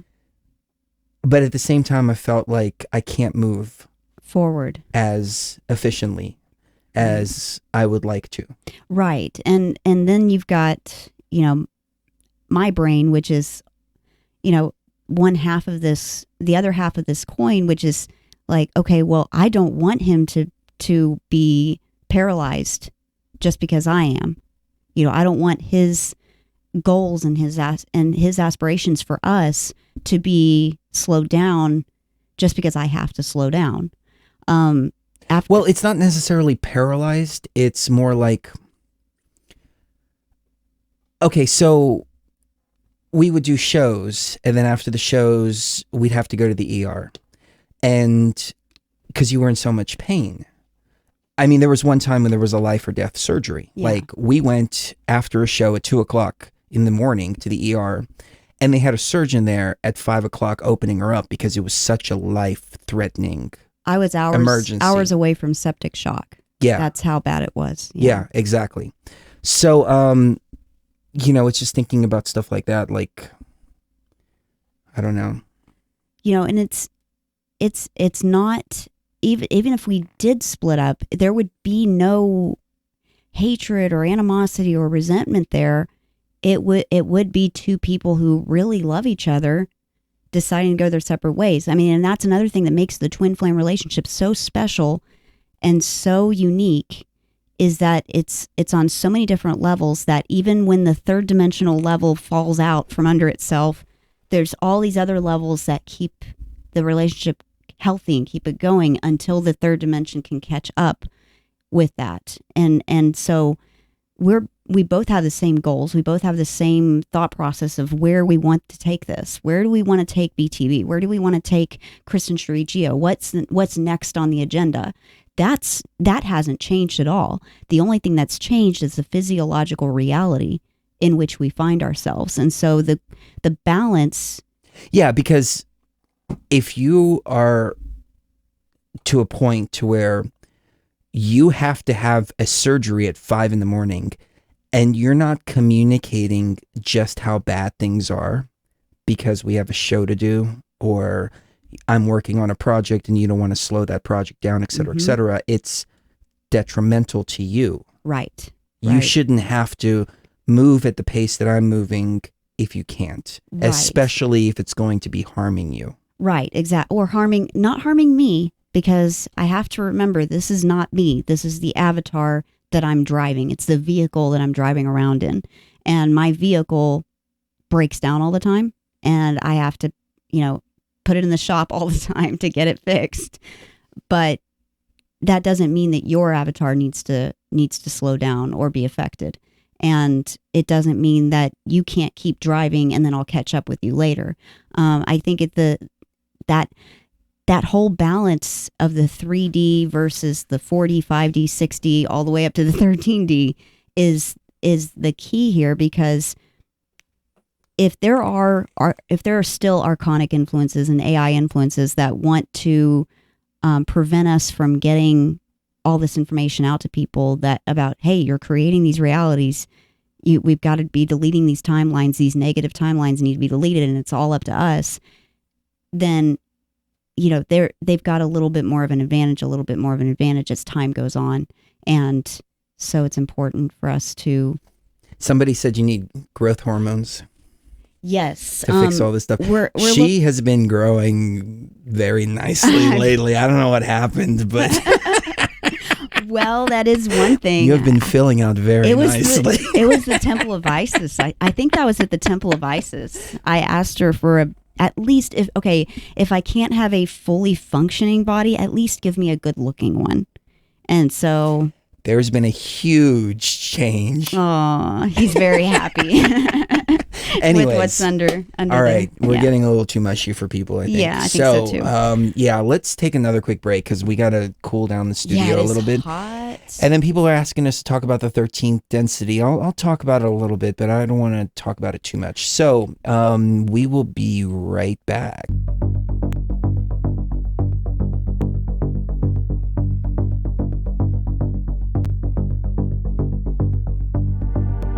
My fellow travelers, always remember to walk uprightly and circumscribe your desires as we travel upon the level of time to that undiscovered state of consciousness, traveling to the place where once obtained, no traveler returns.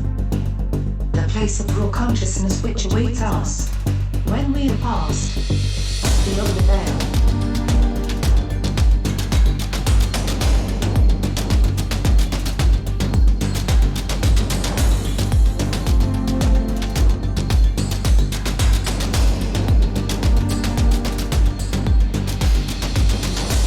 All right. I think we're going to wrap it up here in a little bit. Yeah. I love you guys. And I love being on the show. See, the little twin is ready to wind down. But I think we've said it all. And I want to say thank you to everybody who joined us. We missed all of you. So we'll see what we're going to do about regular shows. I don't know how we're going to proceed as far as that goes. But it has been very, very nice reconnecting with everybody. And we think about you guys and gals all the time. Just because we're gone, it doesn't mean that we have forgotten about anybody. So I should probably start replying to people and start, just making communication with people and reconnecting again. A lot of things is when I'm dealing with a lot of my own negativity and that surge of negative energy from the Great Pyramid, I don't want to project it outward to anybody. Yeah, but I mean, we can't help but, I mean, if we choose to do that, that's fine, but we have to find a way to expel all that energy left behind and come to terms with what happened in that pyramid, what happened in that sarcophagus. There is a little bit of PTSD attached to that, and it's not like clinical PTSD or anything like that. It's just it's something that we have to expel the energy of so that we don't project that to each other. And I think that's what we were doing for a while there. Is we were both so affected by what happened there that we didn't want to project it outwards to you guys, but inevitably we started projecting it to each other. And that's, I think that's been resolved now, but I think that was part of the problem too. Is it's like fucking Armageddon over here when we argue. It was really bad. Yeah. Yep. Twin flame relationships are very difficult. Yeah, sometimes. That's the thing. Everybody always is like, "Oh, I want to find my twin. I want to find my twin." Okay, are you ready? Yeah. Are you ready? There's a lot of people that talk about how wonderful twin flames are and all this, and they are, but it's a full circle and balance of, you love each other way more than anybody else could ever love you, but at the same time, the polar opposite. When you're at war with each other, Yeah. it's literally the opposite. It's dynamically the opposite. Yeah. Yeah. And I think we're the only ones that actually say that. right. No. Everybody talks about twin flames. How wonderful they are. Yeah. But you've got to understand what you're getting into. If it's you've got to be twin flame prepared relationship to deal with your own shit, because your twin is going to reflect all your shit. Mm-hmm. And so whatever your twin is reflecting, you're actually dealing with your own shit Mm-hmm. that's inside of you. Right. And right. a lot of people can't deal with that. And a lot of people aren't ready for that raw and real of a relationship. They're not anywhere near ready. If you think to yourself, okay, well, as long as blank doesn't happen, then I will love them forever. I will like them for always. None of that applies to a twin flame relationship. There is no I, me, mine anymore. It really is we, ours. We need to do this. We need to do that. It's not that you lose your identity. It's that your identities become merged with one another, regardless of whether you want them to or not. And so all the shit you've got inside has to be dealt with, or it's gonna pop up in the other one, and you're going to attack that person when really, like I said in the first hour of the show, you're really attacking what's inside of you. Yeah, you have to mentally prepare yourself for that. Mm-hmm. So, the 13th density. I don't know. What's there to say about the 13th density?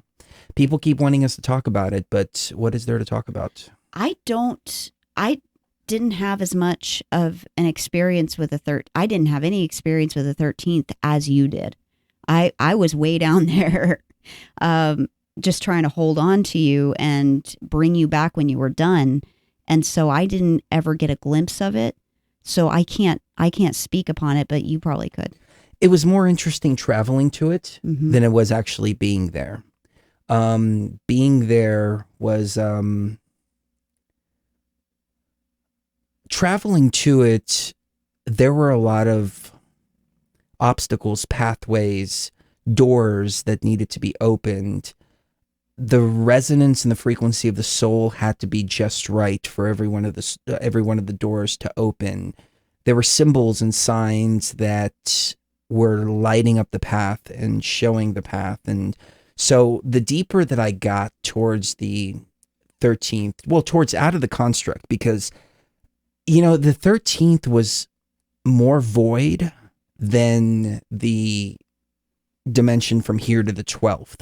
From here to the 12th, it was just lit up with literally everything. I mean, there were signs and pathways and symbols and literally everything. I mean, it was inside of the construct itself. Getting out of the construct, there was a void before getting to the 13th that I didn't expect. Like, you've got the construct here, right? And you travel up and down it. And then you have the 13th, which is like way the hell over here. And in between, there's like this huge void. I wasn't expecting that. And getting to the 13th, I don't know. I don't want to say too much because it's not a place that people need to go to. No. It's a place that if you're meant to go there, you're meant to go there. And you know it.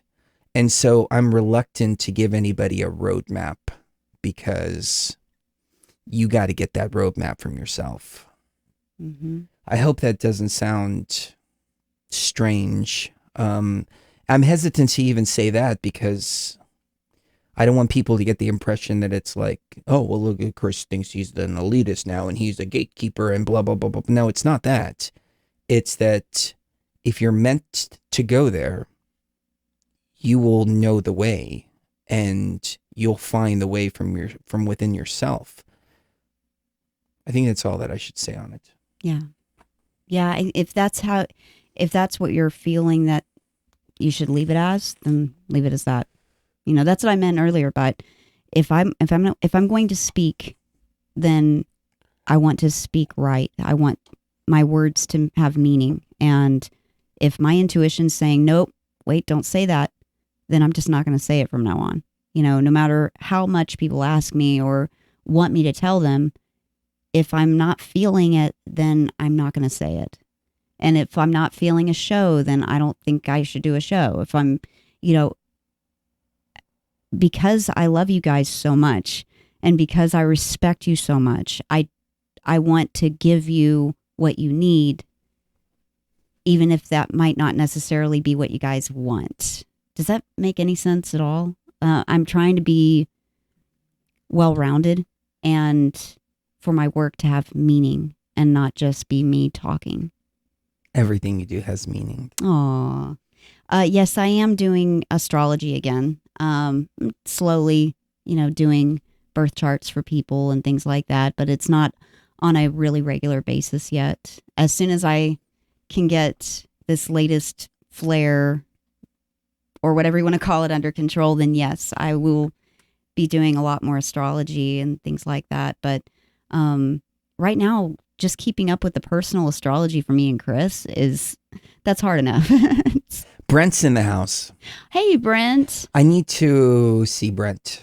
Yes, you do. Just to hang out. Yeah. Brent, you need to come over and play some VR. Yeah. So, yeah, thank you for everything you've done too, Yes. man. We have good people around us. We do. And my absence, I don't want any of those good people to ever feel like my absence is due to an uninterest or a lack of desire to communicate. It's sometimes I have to retreat and close myself off from everything. So thank you, Brent, for everything you've done. Yes. And yeah, thank you to all of you who have contributed to the Raw mission, who have contributed to, have purchased ILI. Well, we have all those people that chipped into the GoFundMe. Yes.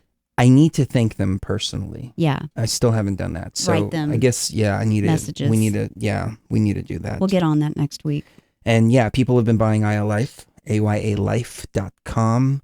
And Gina wrote an awesome review about it. I was like, oh, crap. Like we need to have like a site where people write reviews. Like we need to put some kind of reviews on our site because we do. People are just posting on Facebook about how freaking awesome it is and how it's helped them in all of this. And they're just posting it just because. Yeah. Just because. I mean, we need to collect all those reviews because they're so happy it worked great for 'em. selling points there. Yeah. But I'm not really thinking about that. But people are just doing it because I got the formula from the ayahuasca realm. Mm-hmm. Like I was deep in trance and it was like, all right, do this, do this, do this, do this, do this. And it's going to rebalance you. And I was like, huh. I had a sinus infection the other day and I took some AyaLife and boom. It didn't clear up the sinus infection completely. Or immediately, I should say. But what it did is it alleviated all the freaking symptoms. Like as soon as I took it, like 10 minutes later, I was like, holy shit, I feel like I was just on the couch, just stuffy and all this. And I got up and I'm like, I feel normal again. Mm-hmm. That's what it does. It centers you. And so if you can't sleep, it helps you sleep. If you sleep too much, it gives you energy. It's not that it's giving you the energy. It's not that it's bringing you back to center. This is the way that it was communicated to me in the ayahuasca realm. And this is what I'm watching happening with everybody that's taking it. It's incredible. Yes, it is. And we actually just got a person the other day that said, I've had tennis elbow for a couple of years and I usually take prescription strength naproxen for it. And I haven't had to take naproxen in almost a week now, and that's after 3 or 4 days of using AyaLife. That's incredible I was looking at the formula and going, this is it? Okay, I'll do it just this simple, way. But okay. But I don't know if this is going to work. And sure enough, boom. There you go. So again, more confirmation that the stuff we're pulling out of the realm is actually... It's real. Yeah. And I mean, as real as something can be in this realm, that's real. And one more thing that I want to mention about the twin flames relationship is because we have had several people in the last 5 minutes say, things about the twin flame relationship. And I just want to point out that somebody's been using it. Kavas has been using it on his face to clear up face acne stuff. Yeah. Oh, that's really good. We need to make a topical. Yeah, I've been working on that for, the last several months with certain ingredients. We should just do it. I need to shift my focus. And people want vape pens too. Yeah, we need to make vape pens. We need to make topicals. We need to make different strengths. Mm-hmm. Yeah. Yeah, there's a whole thing. We've got a whole research and development pipeline going. 30 different things in the pipeline need to be done. Yeah. Yeah. So, one more thing about the twin flame relationship, and then I'll let it go, is that if people are talking about a runner and chaser situation where one person in the twin flame relationship is always running and she's always running and the other person's chasing, I think up the stairs. I run up the stairs so he doesn't grab my butt. He always does. He always pinches, and he doesn't just pinch my butt. He pinches up underneath, and so it's like it's too much information. Well, I'm just saying that's why I run. But yeah, if you're talking about that as your twin flame relationship, it's either not a twin flame relationship or it's not ready to be a twin flame relationship. Because a twin flame relationship, both people are equally emotionally involved in the relationship no matter what. It's not that somebody should not be chasing the other one, or it's not time for that relationship right now. If you're running away from this twin flame relationship, then obviously it's not in the right time of your incarnation for that to be happening, and you need to either wait until the other person's ready. If you're having to chase them, then wait till they're ready to have that relationship, because if you try to force it before they're ready, it's all going to be screwed up. Yeah, I promise you that, because you have to be ready for the twin flame relationship, because what you're going to do together is so intense and so important that all of this baggage that you've got going on in your life has to be gone before that can happen. And if you are so impatient that you can't wait for that to happen in your twin flame or in yourself, then it's either not a twin flame relationship or it's a twin flame relationship that shouldn't be happening right now at all. And so I just want to put that out there. Maybe. That you have to prepare yourself for the twin flame relationship. It's not something that just comes to you and, happens and you fall in love and live happily ever after.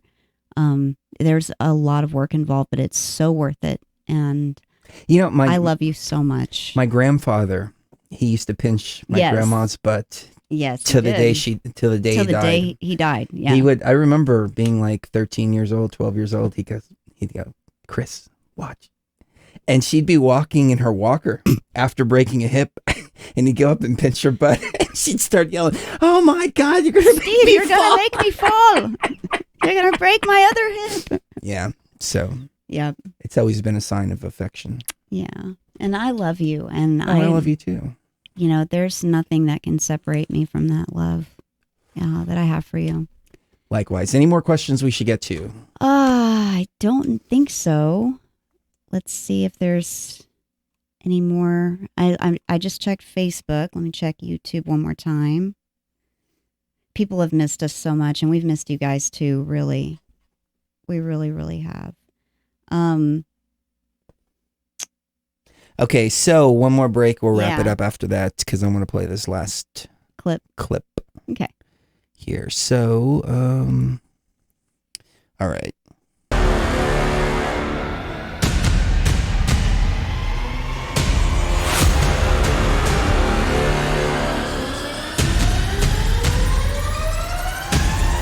Fellow traveler, the cries of the mistress speak again. Bidding organic consciousness a welcome to the House of Light. The great institution of materialism has failed. The false civilization built by man has turned, like a monster destroying its creator. Science battles itself impotently against the barriers of the unknown. Only your consciousness knows the true path. You, the illuminated, can carry the understanding upwards towards the light. Only your consciousness can teach the children of men to live well, to die well, and in perfect measure. Be born again, through the knowledge of virtue, compassion, love, and true understanding, as you are sublimely raised, beyond the veil.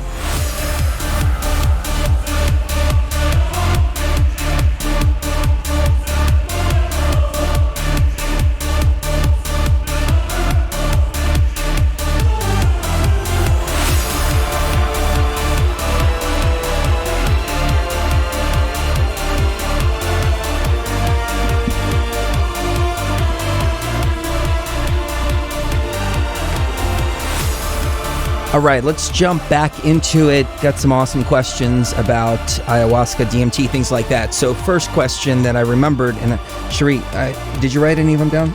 I did not. No? Oh, okay. But I can tell you which ones. If you can, cool. Okay, so the first one I wanna address is James said that he has a hard time keeping the brew down.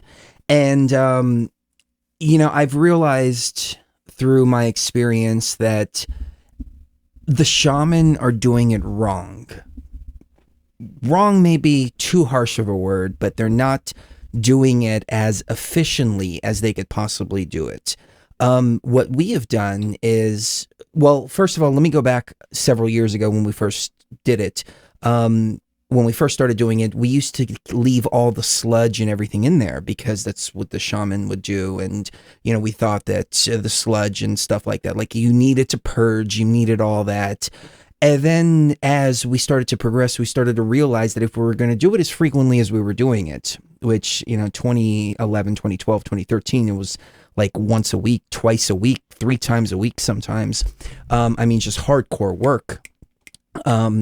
We needed to do it as efficiently as possible. And so I turned to the plants and I started asking, how do I make this more and more and more efficient? And what we realized is, first of all, you have to filter it several times during the process. So after you brew it, we run it through white t-shirts. Mm-hmm. And you run it several times through the white t-shirt, and almost every time, we'll make 3 big pots out of our 3 extractions that we do, and then we'll pour each one through a filter, through a t-shirt, and then we put all that into one pot, and then simmer it down, and then rerun that through the filter again. Then we leave it overnight in the refrigerator. And what happens is all of that soot and stuff, the sludge, will start to go down to the bottom. And then you'll have liquid like this, and then you'll have all your sludge down at the bottom. Then you run that through a filter again, leaving all the sludge into that jar. And so you're condensing it down more and more and more and more. And we've got it to the point now in Egypt, I had a brew of 500 grams, and it filled up liquid that much. So you had 500 grams in that much liquid, and I didn't plan to drink it all. Like, I took extra, but I was just like, fuck it, and just psh, psh. And one of the big things is that I drank it so quickly that I didn't do a toast for everybody on camera. And so I was like, shit, I forgot to do a toast to everybody on camera. So I poured out more liquid, the rest of it, which was like that much left in it. And I was like, fuck it, and just drank that too. And that's how it wound up being such a big dose. But it's about filtering it, leaving it in the refrigerator, and then filtering it again. And then if we've left it in the refrigerator for several days or weeks sometimes, because, weeks will go by sometimes and we're like, it's not quite right to drink right now. Then we take that out, and then Sheree will put it back on the fire and simmer it down even more, and then refilter it again. And what this does, especially if it's been sitting for a while, is it can start to ferment and it can start to create alcohol. So if you've had it sitting for a long time, it's a good idea to simmer it down again to get rid of any of that alcohol that's in there.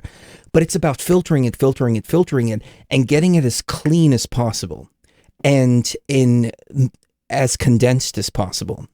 And then once you get it down so condensed, then what we do is we'll take a orange. Somebody asked if they can take it down with orange juice. I usually take an orange, and as soon as I drink, You can see it with the video of the ritual we did at the Temple of Hatshepsut. Yeah. We did this on camera. Drink, and then you put the orange slice in your mouth. Immediately, Yeah. I mean, we'll just take a whole orange and just cut half of it off and just, and Bite sometimes into it. bite into it, and sometimes eat a little bit of it to help it go down. And it goes down really, really, really smooth like that. Sometimes the purge can be due to the Syrian rue. So my stomach's pretty hardcore when it comes to the Syrian rue. I'll just grind it up and just take it, and it's just that. But what we do is we put them inside of little capsules, and you have to eat like 10 capsules, 12 capsules, something like that, to get a good dose. So it's a lot of capsules that you're taking, but it prevents the taste from getting into your mouth. And then some people will make tea out of the root too. I've never done that, just simply because I don't like to take chances with the MAOI, because I want to know that if I'm going to drink, it's going to work. Right. And so that's why I grind it up in a coffee grinder. And a lot of people will skip this step. They'll just eat the root, and that doesn't work. Yeah. And then they'll write and say, hey, it doesn't work. And it's like, well, you got to grind it You up have to break first. up the seed capsule. Yeah, exactly. Yeah. But you try to minimize the taste as much as possible. And we've gotten to the point to where we're getting our brews. I mean, it looks like, some of it looks like tea. Yeah, I mean, like it's so literal clear. Yeah, it's so clear that it looks like literal tea. So, yeah, filter it. That helps significantly. You don't have to do it the way they do in the Amazon. You don't have to go through the hell and go through all that. As a matter of fact, I mean, my mindset has changed on this. I don't even care about the diet anymore. I mean, that's good at the beginning, but if you're going to work with it all the time, life just doesn't let you live on the ayahuasca diet all the time.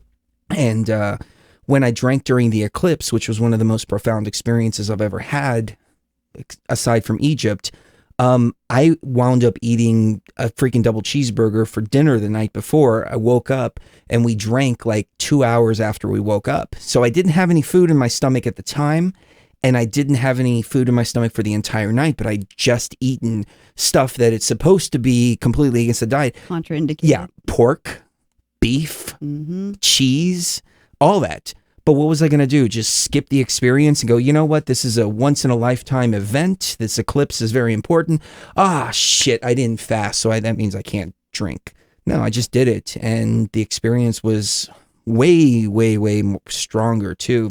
So a lot of people put all these rules and regulations and all this stuff around it, but it's really, I don't know. It was good at first. Like with my experience, I did all that first, and then I came to the understanding that I don't need to do it. So it was either really good for the beginning of my journey, and then I got to the point to where I didn't need it anymore, or I wasted a lot of time. And the reason I say I wasted a lot of time is because for those first few years, there were a lot of experiences that I didn't have because I didn't fast right, because of this, because of that. There were experiences where I was brewing it too fast and I wasn't filtering it right. And then I would drink it and go, oh my God, it would make me sick. I would throw up all over the place and all that. And then the next night I'd go, well, you know what? I don't really feel like throwing up right now. I think I'll skip it. I think I'll skip it. And there were a lot of skipped experiences because of all these little rigid rules and regulations.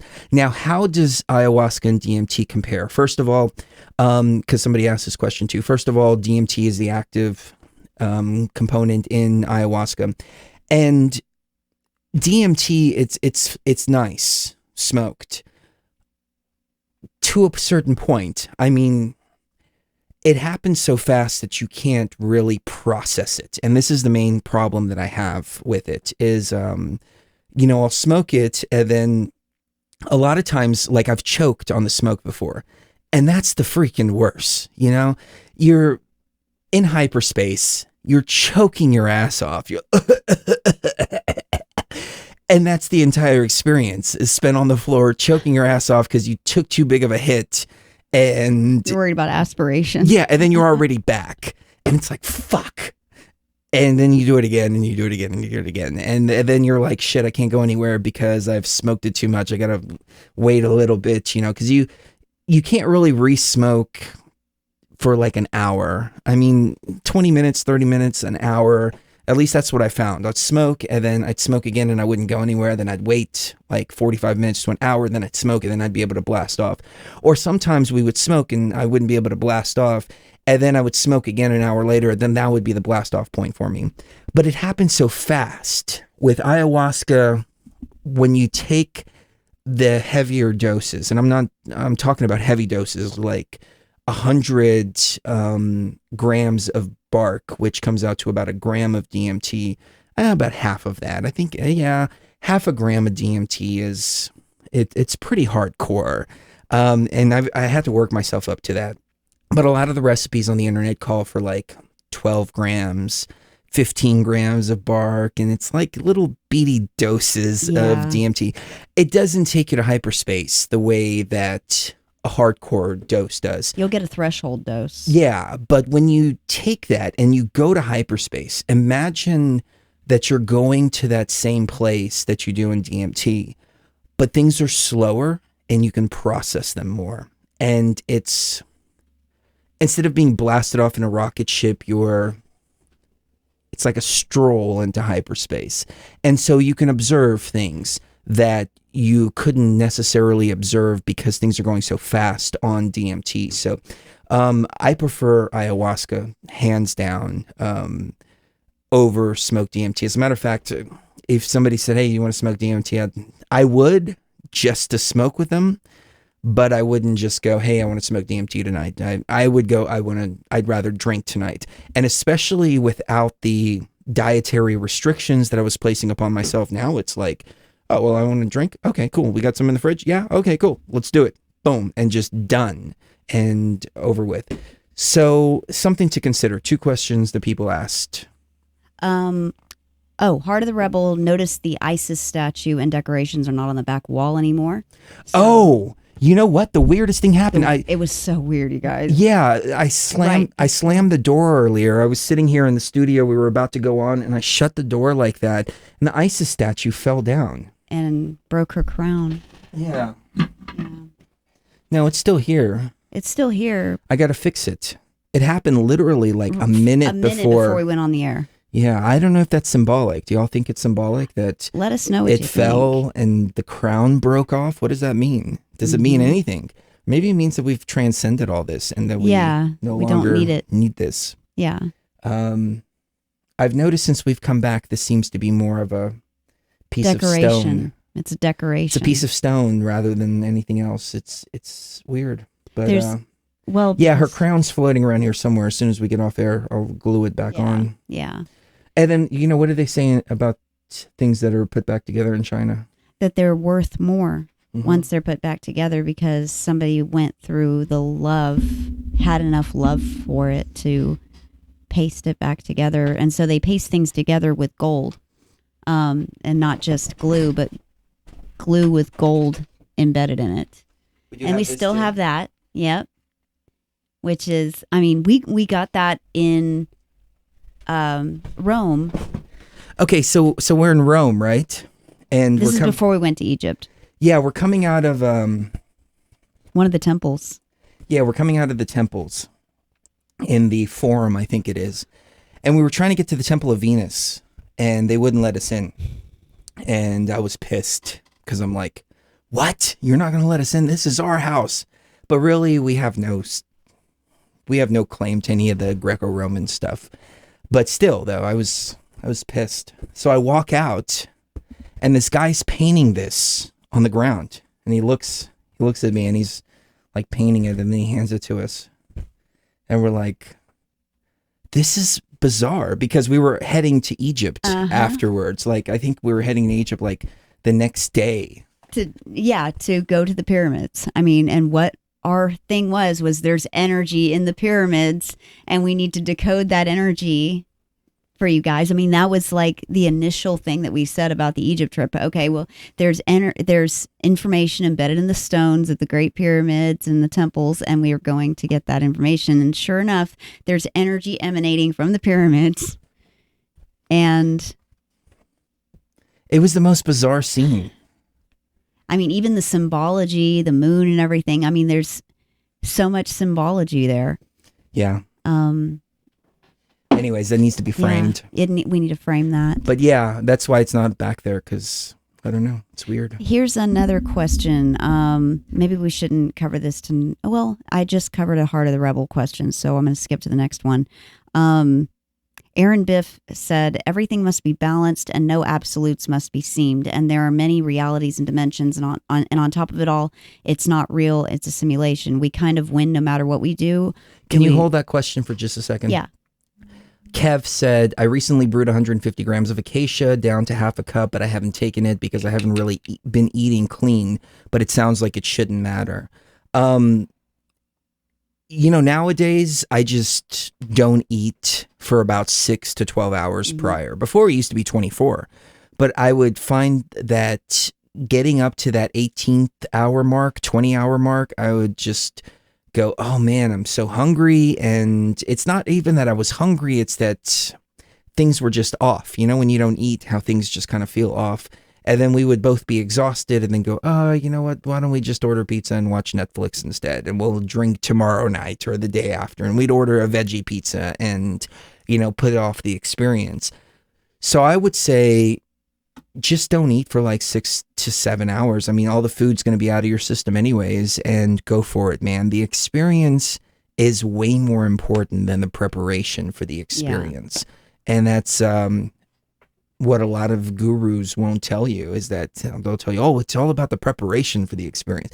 Have the experience, and then your consciousness will be affected after the experience. But unless you have the experience, your consciousness isn't going to change. And so if you haven't been eating clean, then after the experience, you'll probably not only want to eat clean, but your body will start saying, hey, I want to eat cleaner, I want to eat clean. And then you'll be craving the stuff that's good for you, the stuff that's the ayahuasca diet, as opposed to going, oh, I'm forcing myself to do this. Right. And also, the ego is going to do whatever the ego does to protect itself. And when you're under that ayahuasca blanket, for lack of a better term, the ego's in the back seat. It no longer is running the show, and it has no say in what the reality is presented to you at that time. And it does everything it can to avoid not being in complete control. And so, it's going to come up with any excuse it can think of. Your ego is a tricky little creature. It's going to come up with any excuse in the world so that you don't put yourself in the ayahuasca state, because the ayahuasca state is very threatening to it. And so it's going to use it's even going to try to use a warped version of spirituality, like, oh, well, I have to prepare myself and I have to do this and I have to do that. And oh my God, I ate pig a week ago, so no, I need to abstain from everything for another week. And oh, we had sex last night, so we can't have ayahuasca. We have crazy good sex after ayahuasca. Yeah, it's all that. That's all like bullshit. They're like, don't have sex, don't do this, don't do that, and it's like, all right, maybe a couple times, but after that, yeah. That's another thing. Like, sex is part of this experience. It's a beautiful thing. Abstaining from sex, maybe temporarily, because I did that. I did that before I met Sheree, as a matter of fact. I didn't have sex for like 6 months. Yeah, same here. Yeah, and it was almost like I was preparing for her. Aww. But I was just trying to build myself up spiritually, but trying to live like that all the time, that would not be good at all. We're supposed to enjoy the pleasures of this world. We're supposed to eat well. We're supposed to love and enjoy the matrix, because if you're not enjoying your life, then it sucks. And all these different philosophies and teachings and all this tell you to not enjoy yourself, and that it's a sin, as a matter of fact. Somebody mentioned the word sin earlier. I wanted to talk about this earlier. But I say the sin is not enjoying yourself. Now, you got to have balance, though. You gotta balance it all out. But, we have crazy good sex. Yes. And when we're coming down off ayahuasca. Marie, and some people would say that's blasphemy, but fuck them. No, it's not. There are people who confuse, the spirituality they think that they're engaged in when it comes to thinking about ayahuasca and the way they use ayahuasca. And they think, oh, well, I'm so much more spiritual than you because I wait 3 weeks, between having sex and drinking ayahuasca. But in reality, it really is an individual thing. And not only is it an individual thing, it's related to whatever you need at that time or whatever is right for your journey at that particular time. Conserving the sexual energy is a good thing sometimes, but it's not good for all the time. And you can't follow these arbitrary rules and expect reasonably minded people like me and Chris to look at that and not say, okay, well, you're really just coming up with an excuse to not drink ayahuasca. You're really just, and that's from personal experience. And that's from personal experience, 100%. Because we've come up with all the excuses under the sun to not drink. It's too rainy. Mm-hmm. It's too sunny. It's too hot. It's too cold. Oh, it's a full moon tonight. It's a full moon. Everything we can think of, we've been guilty of it. Yep. So, Marie Mercury Curie asked, I suggest DMT to addicts as it is so detoxifying. Is that bad advice? Not at all, in my opinion. Addiction is one of those things that it's part of this reality, and it's like it's a defense mechanism of our ego against the meanness and badness and discomfort of the reality. And it's our way of checking out / trying to deal with the reality in which we find ourselves. Let me chime in. Oh, I was just going to say. Oh, no, go ahead. As a result, DMT is one of those things that reminds you of what's actually important and reminds you of what you can let go of in this realm and what you need to let go of in this realm. And so it puts your mind back into the space of not thinking of what you were addicted to as a good thing or as something that's actually helping you. You see it for what it really is. Yeah.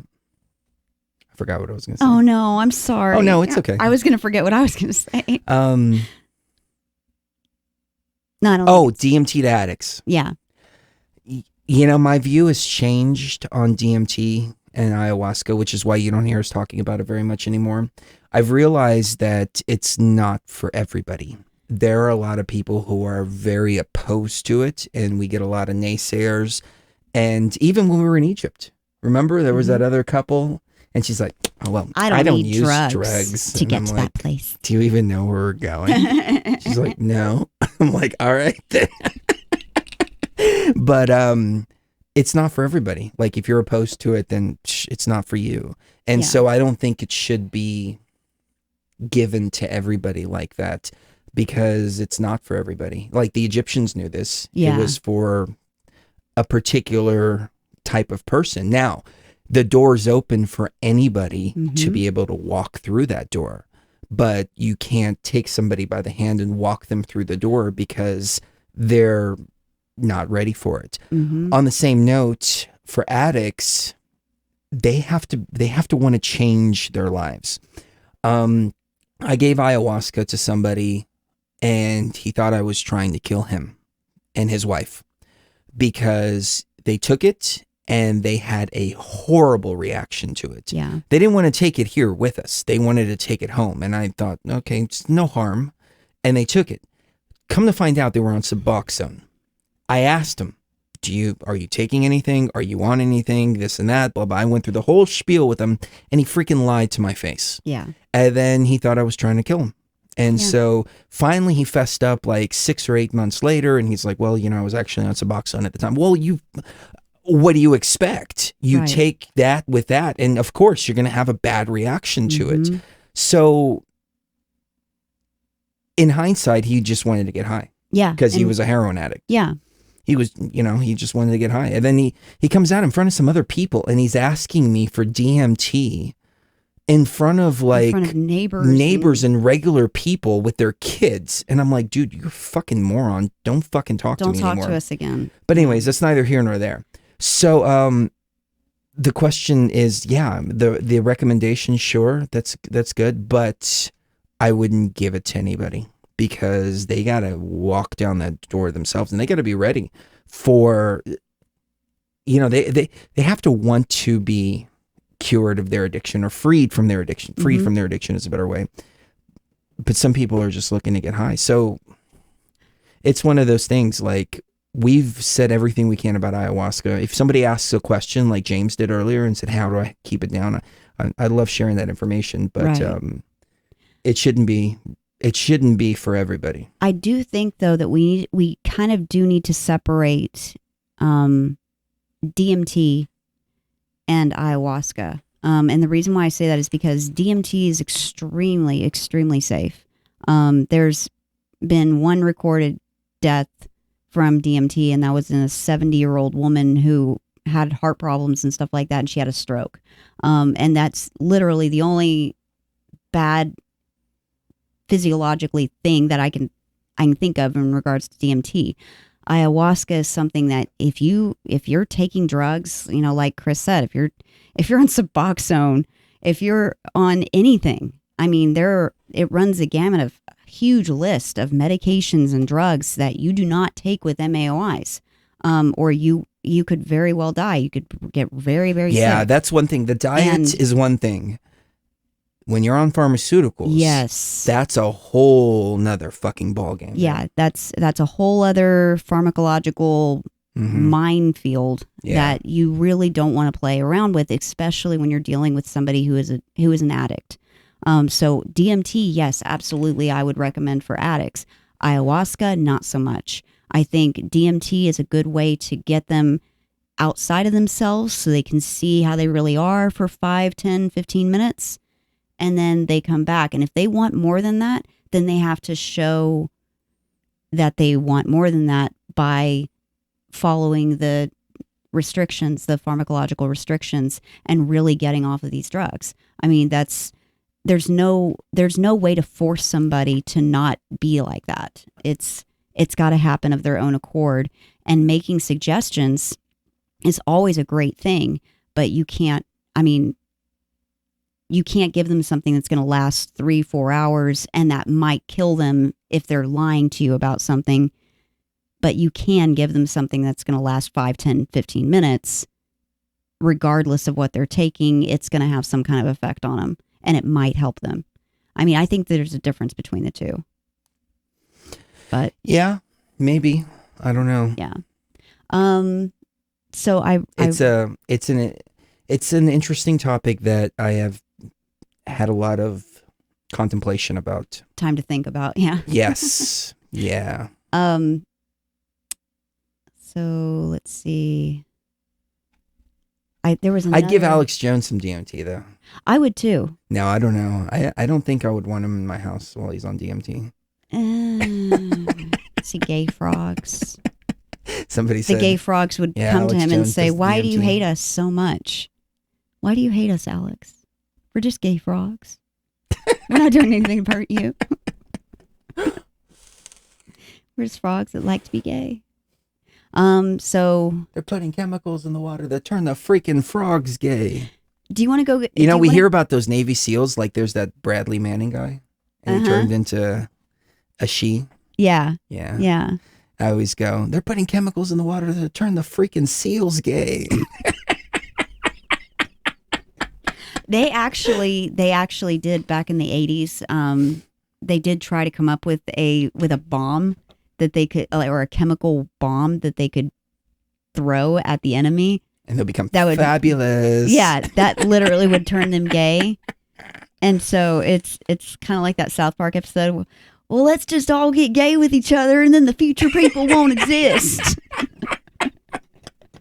Is that possible, though? Like, I've always thought that homosexuality is it's not a preference. No. It's a biological the way that people are. And so that's why trying to argue for or against it or anything like that is just stupid, in my opinion, because you could never, if the societal norm was for men to sleep with men, I couldn't just change like that. Right. I have to believe that those who say that that people can just change like that from gay to straight have the ability to change like that themselves, but they're suppressing those feelings. And so they think that other people are suppressing those feelings too.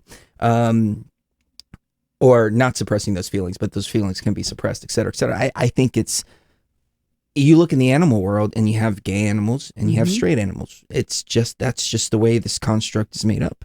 Right. Even going back to Greco-Roman times, being gay was just a fact. It wasn't something that, people were for or against. It was just a biological fact. I mean, he prefers the fig and not the banana, I mean, or he prefers the banana over the fig.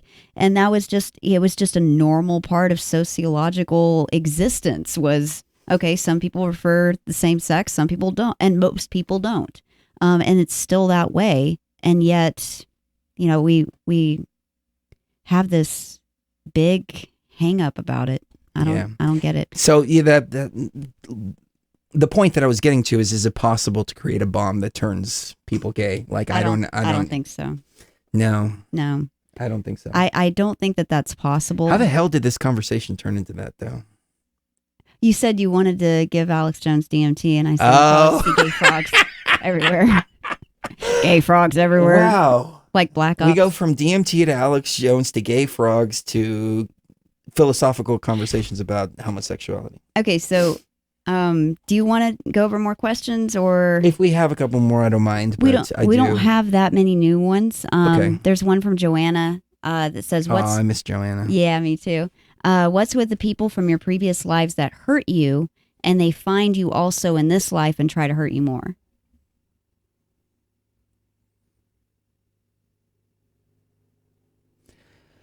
I have my own thoughts on it, but you go first. No, you go ahead, because my thoughts, I mean, I guess I can give you my thoughts. I'm questioning whether these past life dramas cycle themselves over and over and over again, or if that's just a construct that we've made up in this particular life to try to justify particular negative relationships that we find ourselves in. Right. I don't know.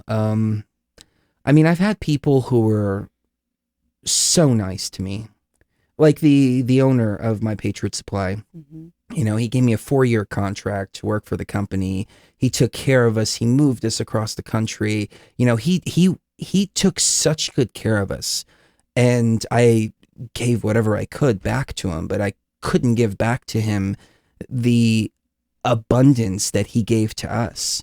And he did so just selflessly, just like that. And I have to think to myself, this must be some past life karma stuff that's being made up here. I must have done something for him that was so extraordinary in a previous life that he's so selfless with us. It's remarkable to see that. So maybe there is some past life karma stuff, but I don't know. I think it's possible that we have things called soul families, and they're not just people we love. It's people that in this particular incarnation we hate. Dolores Cannon talked about that a lot, how we have these contracts with different souls that are part of our soul family. Like, okay, well, this time you're going to be the bad guy, and I'm going to be the person you're against, and then we're going to fight all the time, but then at the very end, we're going to hug and make up, and it's going to be awesome. Or this time I'm going to be your mom and you're going to be my daughter, and, et cetera, et cetera. And so looking at it that way, I think, is a healthy way to look at it. And it also prevents you from making yourself their victim for this incarnation, and instead seeing it as a two-way street, as, hey, in a past life, the shoe may have been on the other foot completely, and you may have been victimizing them. You may have been the bad guy in that incarnation. It's a blend of different experiences that you're having with these people, and they're not all bad, and they're not all good. They're having the experiences you need in order to get the growth that you need out of this incarnation. If you're looking at it from a place of victimization, then that's where you're always going to find yourself. That's a good point. But the idea of karmic repercussions, though, it starts to become cyclical at some point. Because, okay, so you have people that are born into horrible situations, child sex slaves, things like that. And, with the whole pizza thing, we realize now how horrid this gets. I mean, it gets unspeakably horrid. So you think about those victims that are experiencing that, and you ask yourself, okay, were they the aggressors in a previous life, and so they're coming back to experience what the victim was experiencing? Possibly. But then somebody has to go and victimize them, and then they take on the karma, then they come back and they become the victims, and it becomes like this cycle that can never be broken. Which is more like the virus playing itself out. If it's a never-ending process that just goes and goes and goes, and all it is hurting and hurting and hurting and hurting and hurting people, it sounds more like a symptom of the virus that we were talking about earlier. If there's never any healing going on, if all there is pain and more hurting and more, self-destruction and destruction of the other, then there's never any healing going on. So my advice would be to break that cycle and tear up whatever contract you have with that person. Because it could be a trap that you guys are playing out this victim aggressor role playing game that it's gone on too long, and it's time to stop it. And speaking of virus, the first realization of the virus was religion. The main realization of the virus was the pizza thing with, when I realized the level of depravity that's going on, that's when I said, oh, okay. The virus was so clear and apparent as to what it does. Is. Yeah. Yeah. Any more questions? I think that's it, actually, because we've covered all the stuff about the 13th dimension.